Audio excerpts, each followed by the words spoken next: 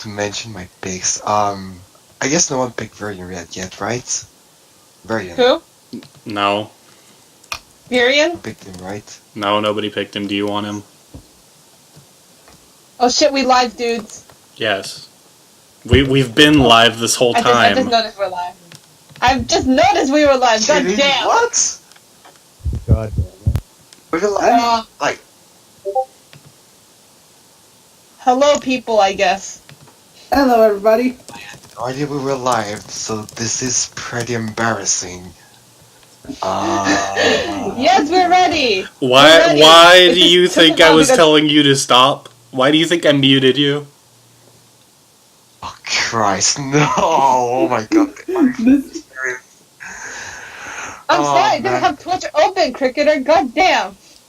I'm And somebody wouldn't stop singing, so I didn't know we were live. Okay, so enough of that. Hi YouTube, it's Matthew Santoro here. Today we're talking about. Oh, never mind. This is guys. Yeah. Okay. Not starting for another minute though. So we're. What's your favorite kind of fondue? What? Why are you what? asking that We're gonna question? start. We have a minute before the show starts. I just will try to I mean, get to know true, each but- other. Okay, but guys, what kind of memes are gonna come out of this now? Can't be Hopefully anything. you don't Can't be watch anything this worse than iffy dorkies. Oh, come on, don't you want to start a Dorky Literature Club with me? God damn it. Okay, so 2:00. And Let's we're, go. it's noon or 2:00 at your time. So Yeah, it's 2 o'clock here now. All right. So, hi everyone. If you're still here after that performance. Oh man. So, we're here to talk about Fire Emblem Awakening. I'm joined by everybody. Introduce yourselves. Who goes first? It doesn't matter. Fine. I'll do the classic ladies first and I'll go. Hi, my name is Chloe, mostly known for Serious Kim on Facebook. Hi. Hi, I'm oh, sorry, didn't mean to cut you off there. All right, hi, I'm Christian Alonzo. Pretty much just randomly lurk most Facebook groups. Hi, I'm Ethan.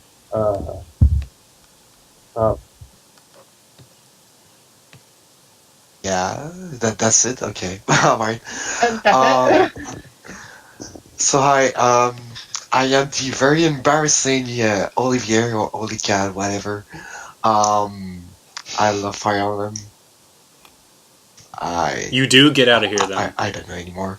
Hi, I just do stuff, I guess. Oh yeah, you do stuff all right. 10 out of 10 introductions, guys. Okay. No. That was really good. I would have taken 2 though.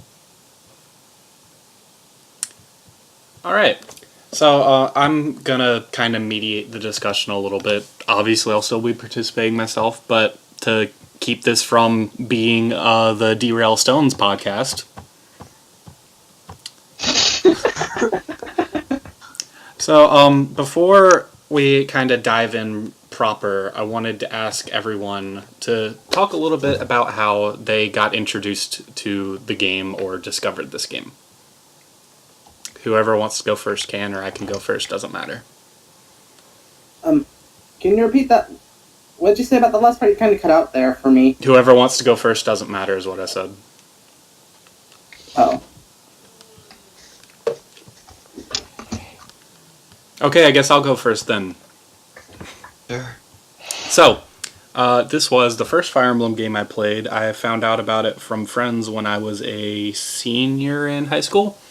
It was right around when Smash for 3DS and Wii U was coming out. And I picked it up because a lot of my friends from middle school and high school had been playing it for years and I never had. So they were like, hey, get it, play with us. And I did. So they were like, oh, hey, Lucina's really easy. She's like easy Marth, so just play her, have fun. Okay, whatever. But I kind of got interested in who she and Robin and Marth and Ike were. Roy wasn't announced yet. Because I was like, I've never heard of Fire Emblem. I never heard of these people. Who are they? I want to know. So then my friend was like, oh yeah, you should play, you should get Awakening. It's really cool. So I went and I picked it up along with Bravely Default. And I instantly fell in love with the game. And here we are now.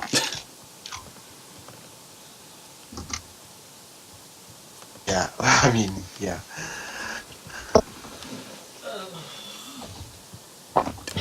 Okay, Guess I should go next. anyone?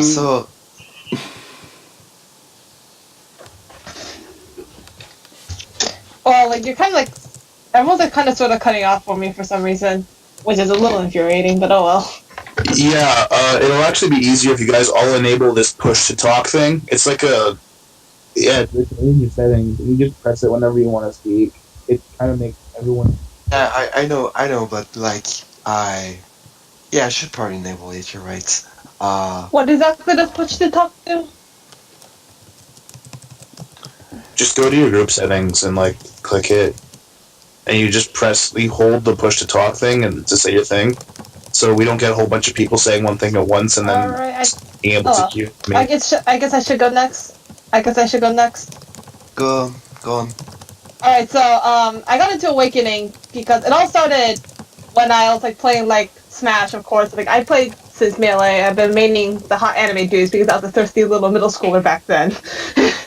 And then, like, I got interested into Fire Emblem, and, like, and then I first started playing Fire Emblem 7, but I was a little disappointed about the lack of Martha Roy. And then my friend, who's I'm known for to be a very hardcore Nintendo fan and, like, a lot of games, he's like, yo, you're interested in Fire Emblem? And I was like, yeah, it sounds like a cool game. So he's like, you should try Awakening. And you being the weeaboo you are, you would love the waifu simulator in there. I was like, alright, give me that shit.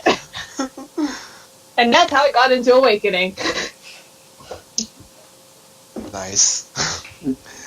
As for me,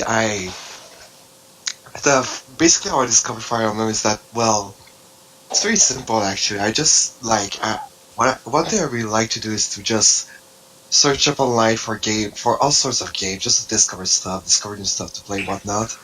And one day I just got interested in the first American Fire Emblem, which is like Blazing Sword. So I thought the game was cool. I bought Blazing Sword, and actually I did not even manage to complete the game on my first run because I really overused Marcus, and like this is pretty much why I kinda hate Super Promote to this day. I have negative bias pretty much. But yeah, basically even though I failed my run, I still really liked this game. So I decided to like discover more games of the series, which got me to get really interested in Awakening. So I decided one day to just buy it, and that's it. That's pretty much my story with how I discovered the game. Oh shit. It's not really interesting. When I was young, like 3 or 4. Oh, Ethan, you're like really quiet. Yeah, you're kind of muted there. Yeah, I couldn't hear you. Yeah, you kind of muffled it. Mm-hmm.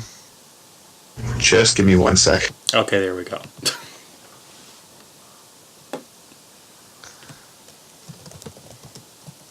Okay, is that better? Yes, you're good. Alright, so when I was young I got Melee, and I played this cool prince called Marth for a bit, and like, I didn't really particularly have a lot of games. So once I went to this game store in this little town, and I saw on the cover there was like a Roy looking guy, but it wasn't Roy, and I was sad. But I still picked up the game when I was 4 years old, and I tried it. This is of course Fire Emblem 7, and I couldn't read very well, and I didn't like that it wasn't an action game, so I pretty much put it away until I eventually picked up Path of Radiance, which ignited my love for the series. Ignited my love for the series, and then yeah, I've kind of been playing since then. And when Awakening came out, I went back and played the Japanese releases, so Awakening kind of opened that portal to the rest of the world of Fire Emblem, for me anyway.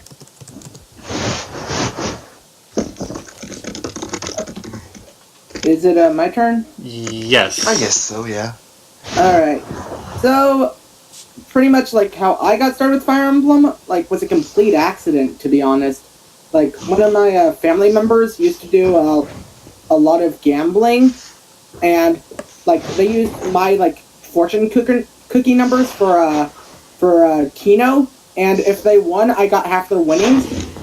And at the time, I was a huge, like, Final Fantasy fan, and my family member won $600 off of Kino, and so I got 300 of that. I was like 8 at the time. And so, like, with that, I ended up buying, like, all the Final Fantasy games that were out around, like, 2004. And then, at that same time, after I bought all the Final Fantasy games and still had money left, I went to my local Game Crazy back when that was a thing. Shows my age, but...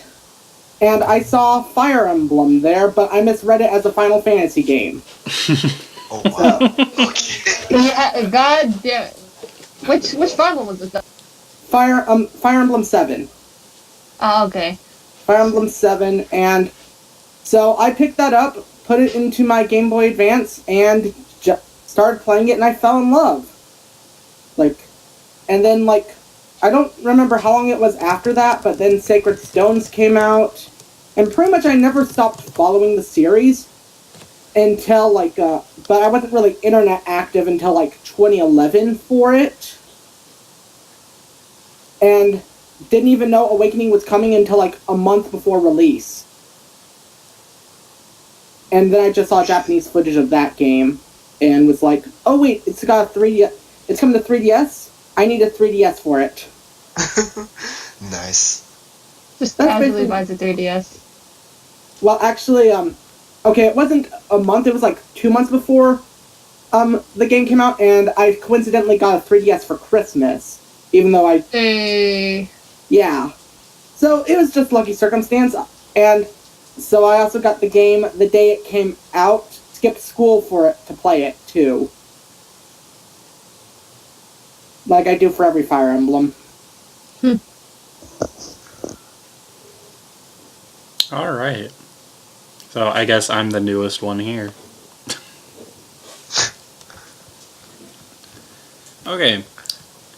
So next on the agenda would be some just general discussion of key gameplay mechanics that anybody wants to bring up. So, like, for example, we could bring up the pair-up system, support system, Oh my god. all of it. This is a big one. Open forum on that, basically. Where Chrome's quote of "our bonds makes us stronger" literally works. Yep, pretty much. It's not really balanced, to put it that way. It was stupid broken back then, but hey, it made Awakening like easy to beat, I guess. Especially since like a kind of sort of first timer for me. It was one heck of a fun ride. I think the biggest Oh, yeah. problem with the pair-up system was that the enemies couldn't use it too in Awakening. Oh yeah, it's Oh yeah, definitely. I feel like Awakening would have been more challenging if the enemies could do it as well. They did it in Fate, and it did prove a challenge. Yep. I feel like in that regard with Pair Up, that it was more of like testing out the mechanic. Like, you know, more than anything. See how it'd work. Yeah, Yeah, the because series they tends to figure do how to that. Since like Awakening was the kind of sort of plan to be like the last game of the franchise, they were like, hey, let's get everything we wanted in the game and add it in. And that's what happened with Pair Up, I think. Yeah. Well, I think Pair Up also, I think, is a good example of the gameplay tying into the story, because Awakening's story is all about, you know, forming bonds and friendship and overcoming impossible odds and all of that happy stuff. It So like a just, typical shonen anime. Okay, got you. I mean, you're not wrong. That's one thing I really liked about Awakening was, well, there was a huge theme. Like, the theme was pretty much like supports and just the bonds, right? So you could form a bond with like any ally. Well, at least your my unit. But the thing that I kind of liked in terms of that was like the hit and avoid support bonuses, which was from earlier games, but it was a lot easier to get in Awakening, and it kind of showed you like directly on the screen, like kind of your stat boost. So yeah, that was kind of one of my favorite, or one of my more preferred mechanics in the game. I mean, pair up, like, I'm both okay and not okay with it. Like, it's certainly fun to have some one-man armies to command, but, like, when you speak factually, it just makes not much sense to be much stronger than the enemy. Some people mentioned, I forgot who. The big problem with it is, like, enemies cannot use it. That's, like, that's just really unfair to the enemy all around, because it just gives you a big advantage over the opposite army, and like it just makes no sense. You know what I mean? I mean, definitely in like the easier modes, but in Lunatic, you kind of sort of need it. Well, and yeah. it's good that the enemy does not use it in that mode. Well, yeah, but that's a different mean, kind of problem. Oh, true. Well, Lunatic is not really balanced, but I guess we'll get into that later. Yeah, we can bring that up. But sake. So what I'm getting at here is I have mixed feelings on pair up, because, like I said, I think it's a good way to tie the gameplay and the story together, which is something that I've criticized other games in the series for not doing so well. But at the same time, it kind of trivializes, to an extent at least, the strategic side of things. Well, it just makes the game really easy at points. Like, you could just, like, use a flyer and a horse, like, pair up, and will just pretty much solo the game, and it's pretty ridiculous. Especially later on if you get Gale Force, and you can just cross the whole map in, like, 3 turns. Oh yeah, Gale Force. Which is exactly what I did. Gale Force, oh my god. Gale Force was fun in Awakening. Gale Force, aka game over, everyone. I win. Yes, exactly. My god. At least it was canon Nerf and Fates, but like, the Awakening was just ridiculous all around. Awakening was very much stacked in the player's favor, which is good and bad. Well, it was really stacked, I guess, in the player's favor, because the goal of this game is pretty much not to get anyone killed. Right. Which means that if the enemy has Gale Force, it will just never be useful to them, because in theory it will just never be able to kill one of your own units unless you're in casual mode. And even then, like, your enemies are just so overpowered that it's really hard to get one of your units killed anyways, so yeah. I feel like the concept of the enemy having Gale Force was kind of sort of pointless for people that reset every time someone gets killed. So exactly, it's pointless for the enemy, but it's such a massive boon for your army, because you're able to kill 2 enemies in one turn. It really is. I want to see someone Iron Man Awakening and get Gale Force by the enemy. No, not happening. That would be fun to watch. No, don't ask me to. I have tried to... Hey guy, I know what you're doing next time. Christ. Anyway. Christian, what were you going to say? Oh, I was just saying that I tried an Awakening Iron Man run once on hard mode. Don't want to try that again. Oh man, yeah, hard mode is actually legitimately... I'll try it on normal. I mean, to be fair, hard mode is actually kind of tough, if you ask me. Like, when I last replayed the game, I did it in hard mode, and it was legitimately kind of tough. Like, I remember that in the late game maps, one of the most reliable strategies I had was just Nosoro to tanking with enemy, and even then, it happened sometimes I got doubled and died anyways, even with Nosferatu, for example. And my point is even in hard mode is... Wait. it's possible for your units to die in a hard mode, even in the late game maps. Like, but anyways, I was just going Yeah, I agree with you. I think hard mode. Well, for a while when I hadn't played the game for a long time, I had kind of agreed with people who say like hard mode is really easy and then lunatic is a stupid jump. I kind of don't agree with that anymore. I think hard mode does offer a pretty good challenge. I think it's pretty balanced for the most part. The only complaint I really have is that it's a lot more growth based than the other games in the series. Like if somebody falls behind, then it's gonna be very, very difficult to catch them up just playing the normal maps. Like you'll probably have to stop and grind if you want to do that. Yeah. Oh yeah. Also, what is it? To be brutally honest, I'm not sure how quote unquote hard mode actually is, because hard mode was the only mode I actually played on. I was like, fuck this, I don't want to play normal, so I just play the hard. So like, I guess you guys keep saying it is kind of it does have some difficulty to it. Like, I wouldn't know since hard is the only mode I play. Well, hard mode is, like I said, it's actually pretty tough, especially in the early game. Like, you will get some use out of Frederick if you're not too skilled with the game. Because, like... Yeah.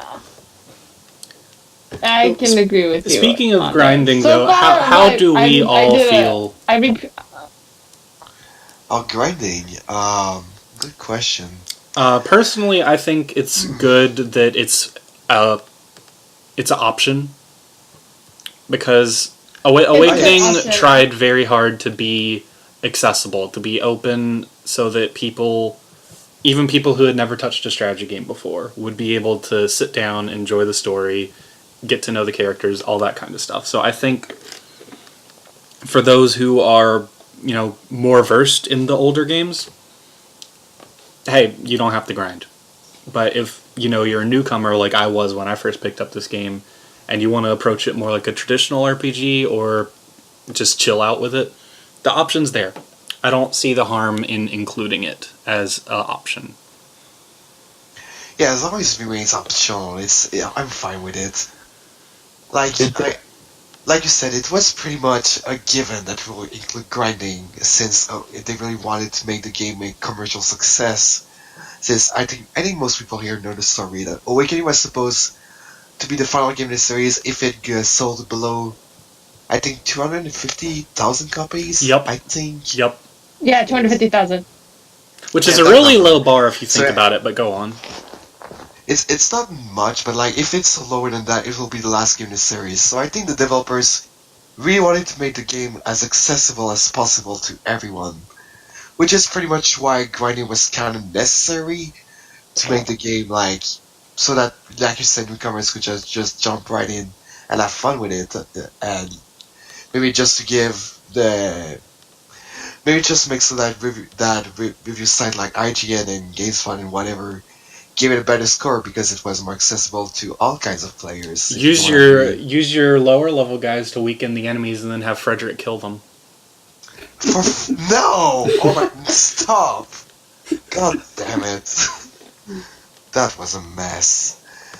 But yeah, still, even though IGN is pretty stupid, I think this was just logical. So, really, sometimes I do it because I just want to promote my guys faster, just to have my guys promote it for a certain map or whatever. But most of the time I just don't use it, and it just goes back to the point that it's cool, that it's optional. You have the choice to grind or not to grind. The game is already balanced enough so that you can win maps without grinding, but that you still have the option if you want to, because you just find it fun to have permanent units faster and whatnot. So yeah, you know what, I kind of like grinding actually. The more I think about it, I'm fine with it. I'm really fine with it. So yeah, I feel like grinding in a game with as many units as it has is more of a boon than it is detrimental, especially because, let's say end game, or chapter 22-ish, right? You finally, well, for me, it happened I finally got my first S support right around that time. Rip Lucina had a maiden as a mother. But yeah, so I had all the time in the world to go get Morgan and whoever was my main unit's other kid at the time, and I had time to go beat the Reeking use the Reeking blocks to beat the maps, and just kind of took it at my own pace. It built up 2 beastly units, so I think in that case it's a lot.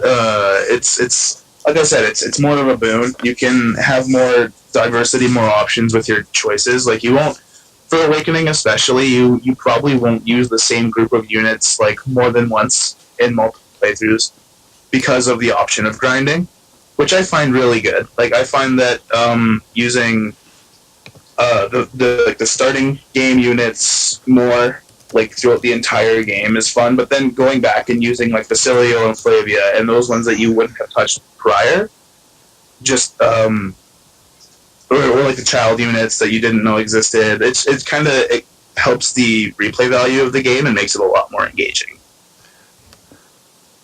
Yeah, it's good for replay value, and it makes what another thing that I think I like about grinding is that it makes experimenting it makes experimentation with reclassing options a lot more a lot less daunting. Since you can grind levels in chapters that aren't in the main game, you can experience with new classes and be chill be okay about it, since you have the time to grind levels and skills with your new classes before attempting a main chapter, which makes the classing more fun, because you can have more time to see if a new class is worth it for a unit you're grinding up, if you know what I mean. So yeah. Sorry, I kind of rambled there. Sorry about that. It's okay. What I liked about the grinding feature in Awakening is that kind of justify the existence of grinding by having it as Risen. Risen suddenly appearing and invading the town. You as shepherds are going around and kind of protecting the towns. That's what I liked about the grind. That's one thing I like about grinding in Awakening. It's story wise, it's a little nice touch. Only complaint is realistically, story wise, it wouldn't really make sense. You're in Val, and all of a sudden a bunch of Risen just appear in back in Ulysses, just travel back there just to kill a bunch of Risen and then go back to the Valby's Empire and overthrow. Yeah, what you do, that doesn't really make much sense when you think about it, but I mean, to be fair, most RPG grinding sessions are like that anyway. Side quests in games like Zelda as well. It's you want to get experience, do other. You're the chosen hero. You must defeat the king of evil. Nah, let me just kill some tiny monsters first. Let me get this first. Let me get that. Let me go catch some chickens first. Am I wrong? No, you're exactly right. You're exactly right. I think that kind of comes at the price of giving, or that's the price of giving players a little bit more freedom in how they approach your game. Is they also have the freedom to kind of delay following the storyline and do whatever they want for a while. I should draw a comic based on it. We gotta go defeat Grima. Wait, there's Risen. Let's sail across the ocean, travel across the entire continent to defeat one band of Risen, and then let's go fight Grima. Yeah, let's do that. Speaking of that, I kind of feel how the game just after you beat I'm probably skipping ahead a bit, but after you beat the game, you just go back with the final chapter still available. I kind of feel they should have done what Fire Emblem 8 did and just have creature campaign. In a way where you can just fight Risen on the map. There's no available chapter to go back to or something. Well, I mean, it kind of works the same way though, because Sacred Stones does also have those monster spawns on the world map. Like it works the same way. I mean, I actually didn't really understand what you said. Me? What was your point again? Sorry. I got all this folk. I'm saying like you're saying the creature campaign would be like a different thing. Yeah, something similar, like something similar to Creature Campaign and Sacred Stones, where like after you beat the main story, all you really have to do is like you can just play around on the map and fight Risen that appear, and the like. I mean, and do the DLC maps and all that. Well, you kind of can because like you have like some paralog maps like that are made to be really tough, and like for example, a versus paralog that you can access right before the final chapter. I think that's a good example of endgame content in Awakening because those maps are pretty much really freaking tough all around. Even when you're a standard endgame team, you will have a really tough time with those maps. I think, like, it's good to have some like extra challenging chapters to play around that are not DLC, and I think that's a really cool touch, personally. I think we'll talk about one of those, right? I think it was one of your picks, right? Yes, we will be talking about one of those. But yeah, in that same vein, I was gonna say I feel like those Street Pass unlocked paralogs kind of served as like the equivalent to a traditional super boss. Like how most RPGs will have, like after the final boss, you can boot the game back up and there'll be like extra places to go, extra super tough bosses to fight. I always felt like Priam, that battle in particular, because it's the biggest battle in the game. I mostly use Street Pass as like a money making thing. Just get a fully maxed out Donald, slap his like spouse that has given him some luck boost, give him a Leaf's Blade, and go get the money. That's always fun to do. I love mostly doing what that. I use Street Pass for. just send the farmer boy out and comes back with loads of money.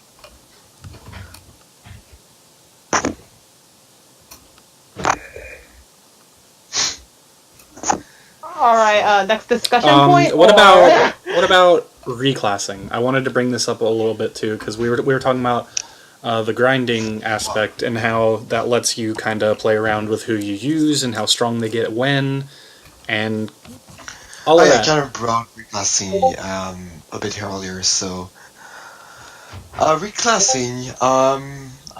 I don't know actually. Reclassing, it's cool. But, okay.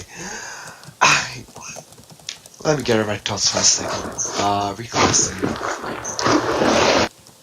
I think reclassing can be fun because it lets you experience a bit with your units. But at the same time, I feel like it can take away what makes some units unique, for example. Yeah, that's a good point. For example, let's take Henry. And I fucking love Henry as a character, by the way. He's really fucking cool. But who? Henry. I love Henry. Yeah. He makes fun. I cannot not love him. So, anyways. For example, you take Henry. Henry is a bit of a unique character since he's a dark mage with a shit ton of defense. At least he had a shit ton of defense in my playthrough. But it was really slow and did not add that much magic. So basically my point is Henry is a really unique character all around because his growths and bases to an extent are really odd for a he's a really odd unit in the Fire Emblem universe because there's not a lot of people like that does this job, be it in Awakening or in any other game. So like my point is if you reclass Henry to any other class, for example, a class that suits growths better, like for example a knight, a cavalier or whatever, it will make him less unique because he won't have his cool unique niche of being a dark mage that can tank shit and use Nosferatu. And like I think like reclassing makes your units could make your units less unique. But at the same time, I think reclassing is kind of cool anyways because it makes more customization in a game where its whole gameplay encourages customization because it has skills and but yes, plays skills growths. But reclassing just makes it even more in depth. So yeah, reclassing like what Prepare something. I think reclassing is like both good and bad. But since like more modern games tend to have lots of customization. Once again, I feel like reclassing just makes sense in a game that was meant for being a commercial success. So yeah, I think it makes sense. I'm cool. Again, all around I'm just classic. So yeah. Okay, my personal opinion on reclass is that it's really interesting on the gameplay wise. It's one way to make units OP. It just, and from like a lore standpoint, though, I feel like reclass does show like another side of the character. Like for example, like Kellen, we all know he's kind of sort of passive and timid, and you see like one of his reclasses is a monk. And I found out that's like a little interesting touch on doing reclasses. Like you guys know me, I make a few like Fire Emblem OCs, and when I try to add like reclass options, I try to consider that as well. So I feel like that's like one cool thing about reclass. But I'm still a little salty. Like Fate's fixed this, but I'm a little salty in Awakening how like the characters they don't get the class from the person they married to. Fates did that with like the partner sale, but like I'm a little annoyed that Awakening didn't do that because like that kind of shows it kind of gives like a little interesting point of like how like the spouse could like teach the unit the new class and that kind of That's shit. a good point. That's a good point. That could Like yeah, that could be really interesting actually. Yeah. and like I said before, I mostly play games for like the lore and story. Gameplay is like honestly like one of the last things I have in my mind, unless it's Fate. Fuck Fate's gameplay. But but yeah, like that's one thing about the reclass options I really like. It shows like a little insight into each character's personality, and like with like the children, it kind of shows like it's like the parents kind of teaching the child as well. Yeah, I was gonna say, like a lot of things about Awakening, I have kind of mixed feelings on it, more good than bad. The problem. The problem that I think comes with it is that sometimes it takes away from the characters. Like you mentioned, though, they did make efforts to make them still make sense for a lot of them. But then there's silly ones like the fact that Noe can be a wyvern rider. So you get a dragon riding a dragon. It's kind of like a downgrade for her. She goes from being a dragon to just like I don't know how to say it without sounding okay, riding the dragon. God damn it. So yeah, it's kind of like a weird downgrade for her. Like it just well whatever. Go on. Well, so what I was gonna say is the flip side of that is that it adds a lot of replay value, which we kind of touched on already with I think Ethan was the one that brought it up, was like you can use all the different characters because obviously you don't have enough deployment slots to use everybody in one playthrough. So you can kind of do the same thing with the same characters. Like one run you can have I don't know, let's say Cordelia stick to her default class, just stay a Pegasus Knight and do one of the promotions from there. You can play it again and make her a mercenary, or you can do like pretty much any class with your my unit. So it really lets you kind of customize what kind of units you want to use on your team, and and that can also lead to different strategies for different maps. Like if you have a bunch of flyers, well, you gale force past everything. But if you don't, then, well, you might have to take a more defensive approach. Which I think is a really cool aspect to the game. personally. It also makes the child units kind of you can optimize them better for sure. Like you could give every possible male unit or male child unit Gale Force if you really wanted to, or you could just run like non-heroes Flyer Emblem and just blitzkrieg the entire map, clearing it in 2 turns, which for me was a lot of fun. Like I tried to do a low turn count of the game, just kind of with flyers, usually with Gale Force, paired up with knights or whatnot, or great knights and such like that. It made the game a lot more, it made me more excited to go back to it again and again, I guess. Kind of weird to say, kind of weird to word it like that, but it was more engaging in that way. It made the reclassing a lot more fun in that sense, I guess. You can also run a whole bunch of armor knights and just have the turtle squad go and wreak havoc, which is a lot of fun too. Exactly what I mean. I totally agree. Like that's what I was saying basically. Like depending on how you go about it, you end up with a lot of different potential for how you approach the game, and you can just go back to it time and time again. I can't tell you how much time I've spent on this game over the years. Too much.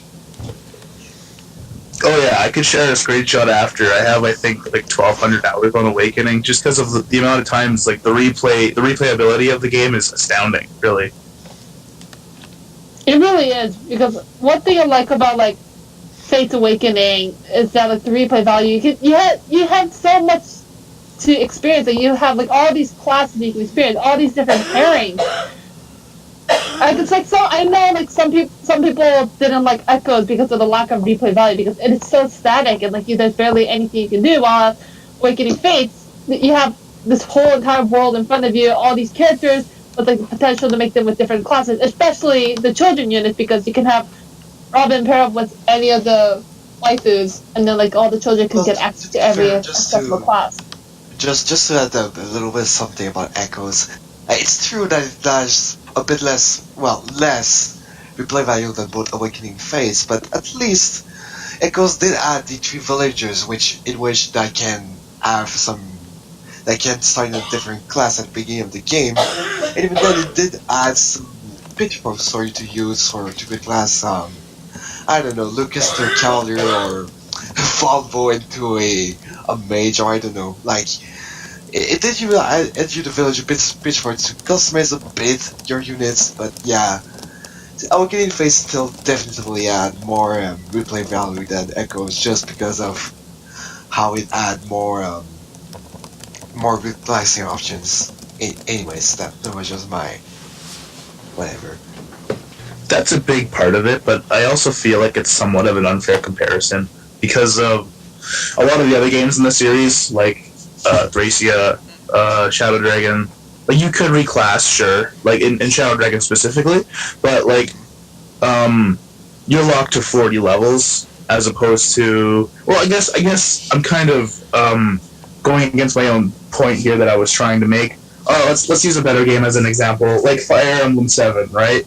Or Fire Emblem 8. Most of the paths, or most of the promotion paths are static, but like it still manages to have that experience. Like the reclass options doesn't make the entire replayability, doesn't make the entire experience, but it definitely helps, I feel. Oh yeah, well, you're right about the unfair comparison thing, because like a lot of people whine about Echoes not having as much display value, and yet FE7, FE5, and whatever, a lot of the old game did not add reclassing at all, and yet no one bashed these games for it. For example, see, I think it's because a lot of the people that were introduced to the series with Awakening Fates haven't played those games, whereas they did play Echoes and were I think I agree with Ethan. It's an unfair comparison because I think a lot of those complaints are coming from people who, when they think of Fire Emblem, they don't think of Thracia 776. They don't think of Blazing Blade. They don't think of Path of Radiance. They think Awakening. They think Fates. So they expected Echoes to be a lot more like these two games instead of the others, even though Echoes is really kind of its own thing. But true. So It is. I don't It's think true. any of the series has low replay value, because there's still something to be said for using different units, because every Fire Emblem game has a much larger cast than pretty much any traditional RPG you'll ever find out there. True. So So you can there's- try out like new units, like units you never used before, the different pairings and that kind of shit. Yeah, exactly. So it's just, I think what I was getting at with bringing up reclassing here is I think that to an extent Shadow Dragon and New Mystery, but I think more so Awakening, like amps up the game for that and gives players all kinds of options. And to make a comparison to the traditional RPGs, this is the same reason people love the ones that have job systems, like Bravely Default, for example. Because you can go back to it time and time again and do something different every single time. Which there's something very special to be said about a game that makes you want to do that. But at the same time, for me personally, I keep going back to a lot of the older games in Fire Emblem that don't have those features, simply because I'm so enthralled with how they play, or the story, or the characters, or some combination thereof. I mean, I can't tell you how many times I've played Thracia. Nah, we believe you. So, I think you like played Thracia. How many times? Like I lost 40? track at like 50. I don't know. 50? Okay. That's... Oh my god. And I feel just same for playing like FE4, what, 8 times, I guess? I've played that one like Wow, 20. okay. Anyways, like... sorry. So... But anyways, So what's... do we have anything else we want to bring up on, open forum general about the game? Anybody? No, I don't think... I think we're good for now, at least. Christian, you've been quiet for a while. Are you good? Oh, me? Yeah. I'm good. Okay. Alright, we should get back into talking about Awakening. We kind of derailed a bit. Yeah. Well, I mean, Yeah. we were still I was still talking about Awakening. It's just kind of comparisons to other games, because Sure, but like, at this rate, it's going to be the Sacred Stones podcast all over again. Fire Emblem, derailing. You beat me to it, Ollie. No problem, no problem. Got ninja'd. Anyway, that's the first meme of the podcast. What's next? God damn it. so Let's not have too many memes this time. Anyways, what's next? So I guess now What's we next can move topic? on to talking about the story in general, and then we'll follow up with everyone kind of leading discussion on the specific chapters and characters we talked about. So, overall Sure. story discussion now. First off, how does everybody feel about the story? I personally really like it overall. I feel like it's simplistic and a little bit cliche, but I think it executes it pretty well. I think that the characters, like the supporting cast and the main characters, like the Robin and Crom or whatnot, they kind of make that story seem a little bit more engaging. In my opinion, I think it's more of I think that's more to the more of a compliment to the characters themselves, or the characters themselves. But the story isn't. Sorry about that. The story isn't like the worst, but I feel like it could have been it could have been so much more. I feel like there's a lot of potential to be had with Awakening story. For me personally, like, honestly, the first game, Final 7 may have been my first game, but the first game I actually finished was Birthright. So, like, when I finished Awakening, that shit was, like, one of the best shit I've ever played, ever. So, it was pretty good for someone that wasn't exposed to video games as much. Like, when I picked up Awakening, I wasn't someone that you would consider a gamer, because I did not play that many games. I was a studious little Asian girl in high school, just like doing my shit, and then I got into gaming. So like Awakening was like, holy shit, this is a real good shit. This is amazing. And while I still think Awakening story is pretty good, I can definitely agree that there's some problems to it. As for me, Awakening story, I'm like, I feel like Awakening Story is a bit of a roller coaster.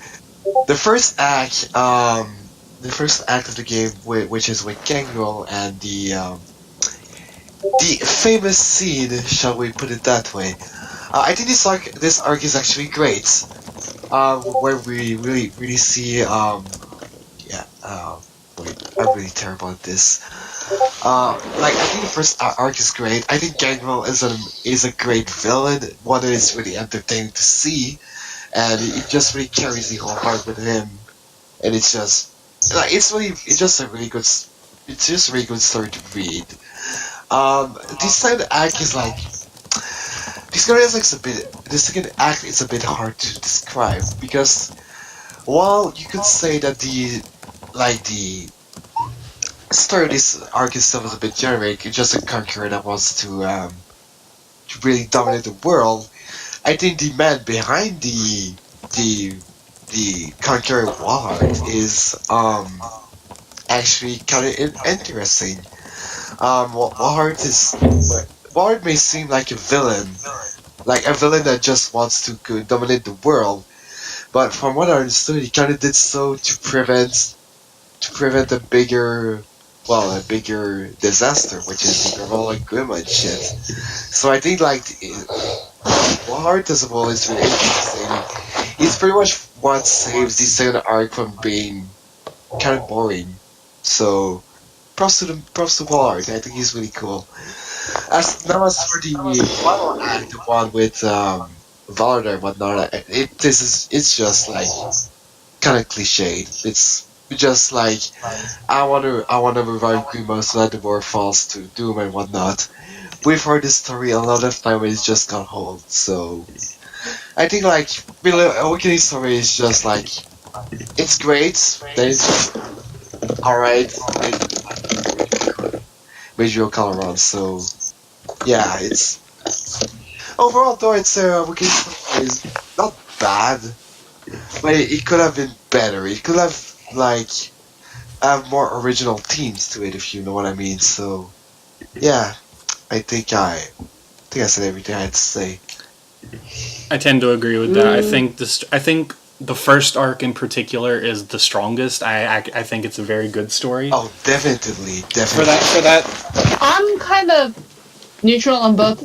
I do love both arcs. I personally like the second arc a little bit more, just a little bit more. I've grown to appreciate the second arc a bit more, like, recently. I used to be in, like, the camp of, like, the game, like, back, like, a few years ago was in that camp of, after Gangrel, the game kind of fell apart, but now I really like the second part as well. Oh, I still like the second arc of the game, too. I think the first one is definitely the strongest. I think the first arc is where it explores a little bit more interesting things because, namely, kind of how. Well, first off, it doesn't get going until about halfway through the arc, but like in Chapter 5, where Crom is the one who makes the official declaration of war, not Gangrel. Gangrel was trying to instigate a war, obviously, but Crom was the one who made the first stroke, which is something that Fire Emblem's never really done before. It's always, they're clearly the bad guys, we're clearly the good guys, they attacked first, let's go. And another aspect of that I thought was really cool is how they set up. That Gangrel, I think, is really interesting. I want to talk about him more when we talk about the characters, but the long and short of it on him is I think it's really cool how they set up a villain who is simultaneously, like, very clearly morally black and very clearly the bad guy, but you also can't really argue with him because of they, like, make clear how horrible Crom's father was.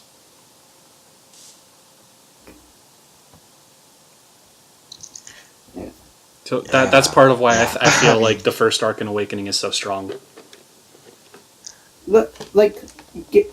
Gangrel's motivations is one of, like, because they're, like, with Plegia, they kind of still hold, like, the previous Exalt, like, because of what the previous Exalt did, they're still, like, pretty pissed off.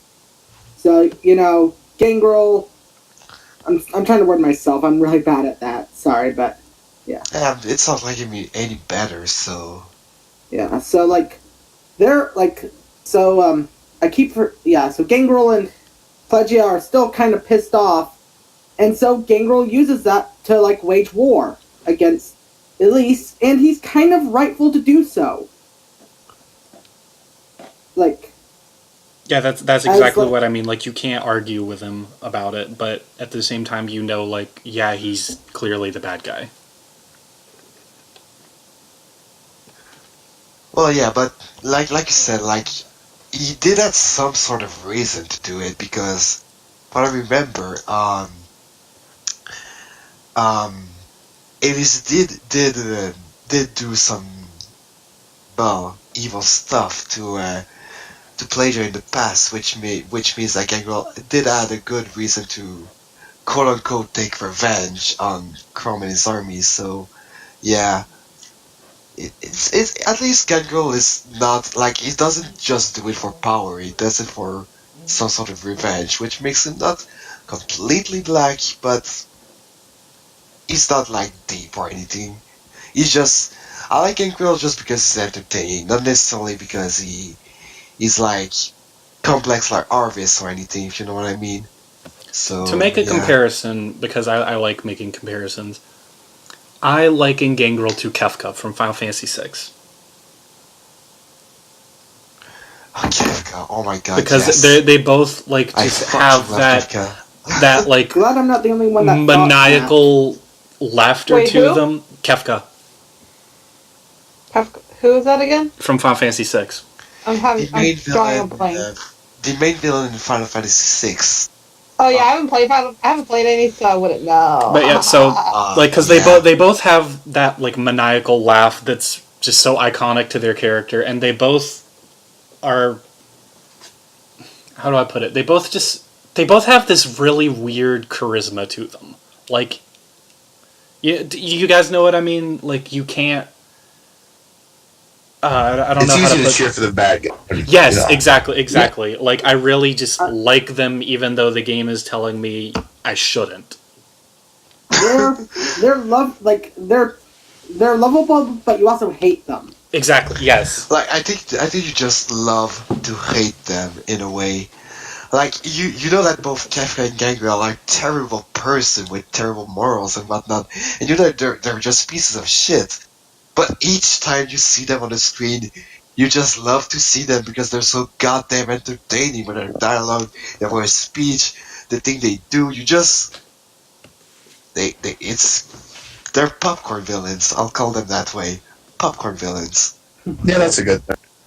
Popcorn villains. Yeah. That's an interesting way to look at it. I like that term. I mean, if it like works. That. Plus, Gangrel just has like some really great one-liners that just make me like laugh at the situation, even though like it's totally serious.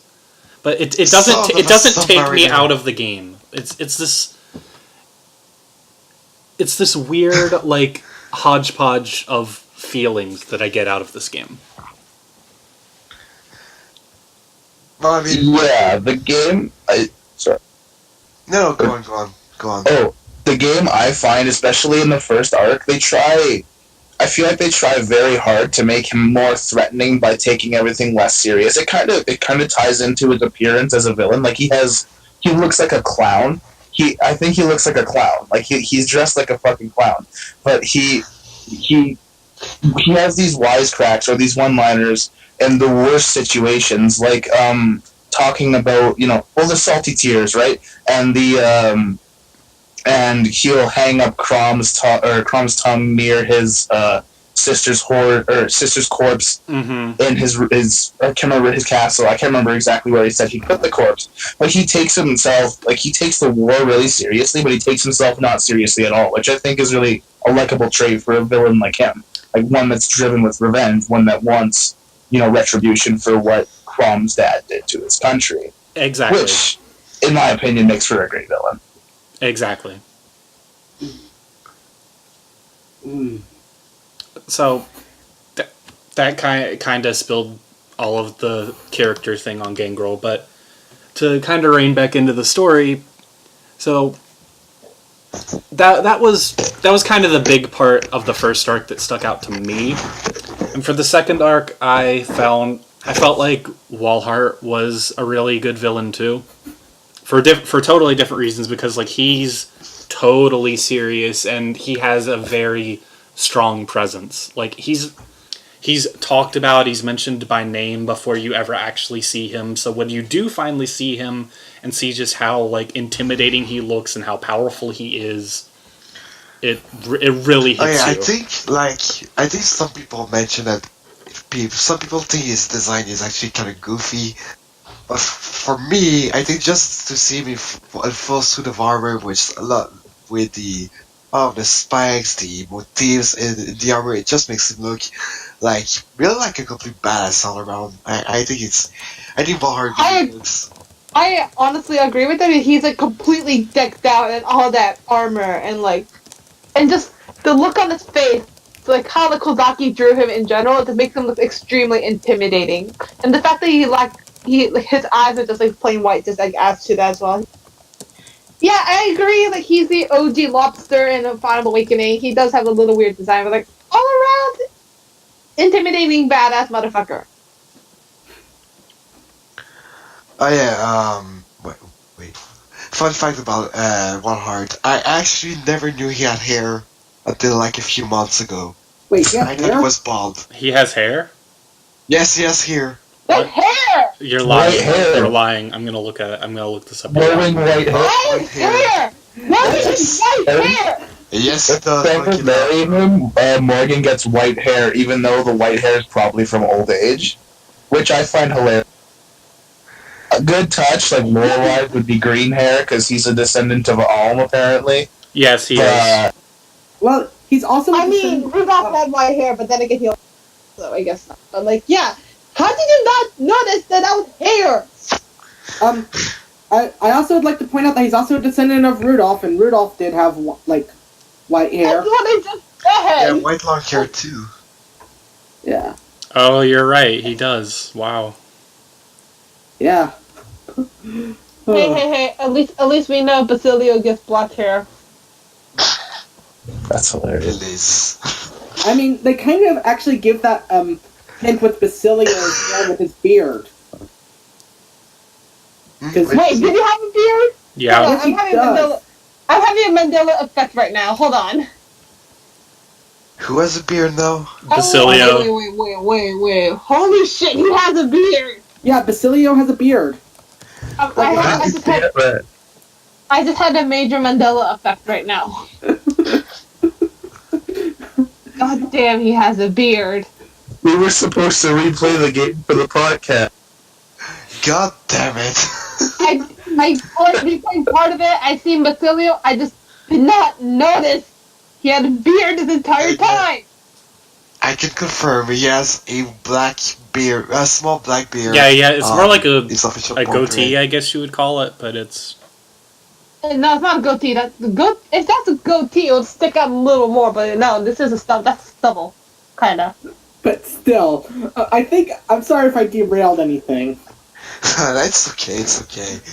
I think we're good. I don't want to turn this into the derailing.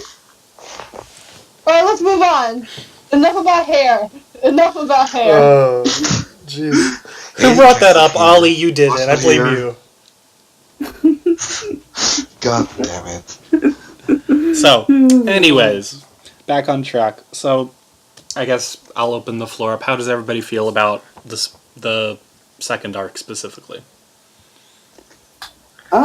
I personally like the second arc, but only because I like to think about, I kind of compare the second arc to, most recently, I know, the second arc came first, came before this, but, the Goku Black stuff from Dragon Ball Super, where, Lucina comes back from the future, much like Trunks does in, Dragon Ball, and it's, they're defeating, the big evil that, kind of destroyed their world.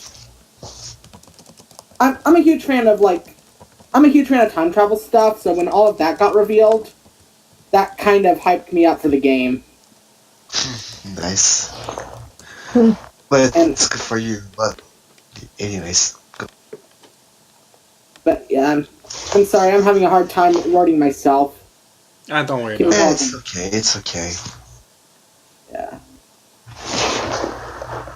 I'm a pretty big Gaiden fanboy. Like I said before, I went back to the old games after I played Awakening for the first time, and like I played Gaiden, and I went back to Awakening, and I appreciated the second arc a whole lot more. Like once I learned that Conqueror, Walhart, like Descendant of Alm and all that, it kind of makes sense to the lore. Like his personality kind of lined up with Gaiden Alm's a bit, and like the showdown with Walhart outside the castle, reminded me of the showdown with Rudolph outside the castle. Oh yeah, you're right. Yeah, you're right. Yep, I noticed that too after I played Gaiden. I thought everything just kind of clicked more. I totally agree.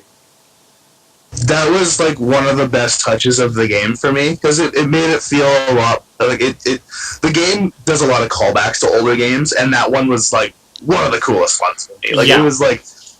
Instead of being it wasn't as important as Rudolph versus Ulm, but it was like the entire army, like this ragtag army versus like these elite soldiers in pretty much the same setting, except no walls for the archers to hide behind, no shelling it, but yeah, that was a really good touch in my opinion.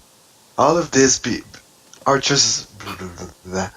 And the archers cannot hide behind walls because LOL Awakening map design. To be fair, Awakening map design was inspired by Gaiden, but... I mean, at least Gaiden had some walls here and there in the outside maps. But yeah, so I agree with that sentiment, Ethan. I was going to say, like, I really appreciated Awakening even more after I had played like the rest of the series and I could suddenly understand like all of the callbacks they were doing. Like the thing you brought up about Ulm and Rudolph is a good one. Another one I forget what it is. I think it's the supports with Olivia and Donald. I think are the ones that talk about it. They mention like the Serenus Massacre from the Tellius games. Mm-hmm. And do they? Yeah, they mention like a Heron Prince or something like that.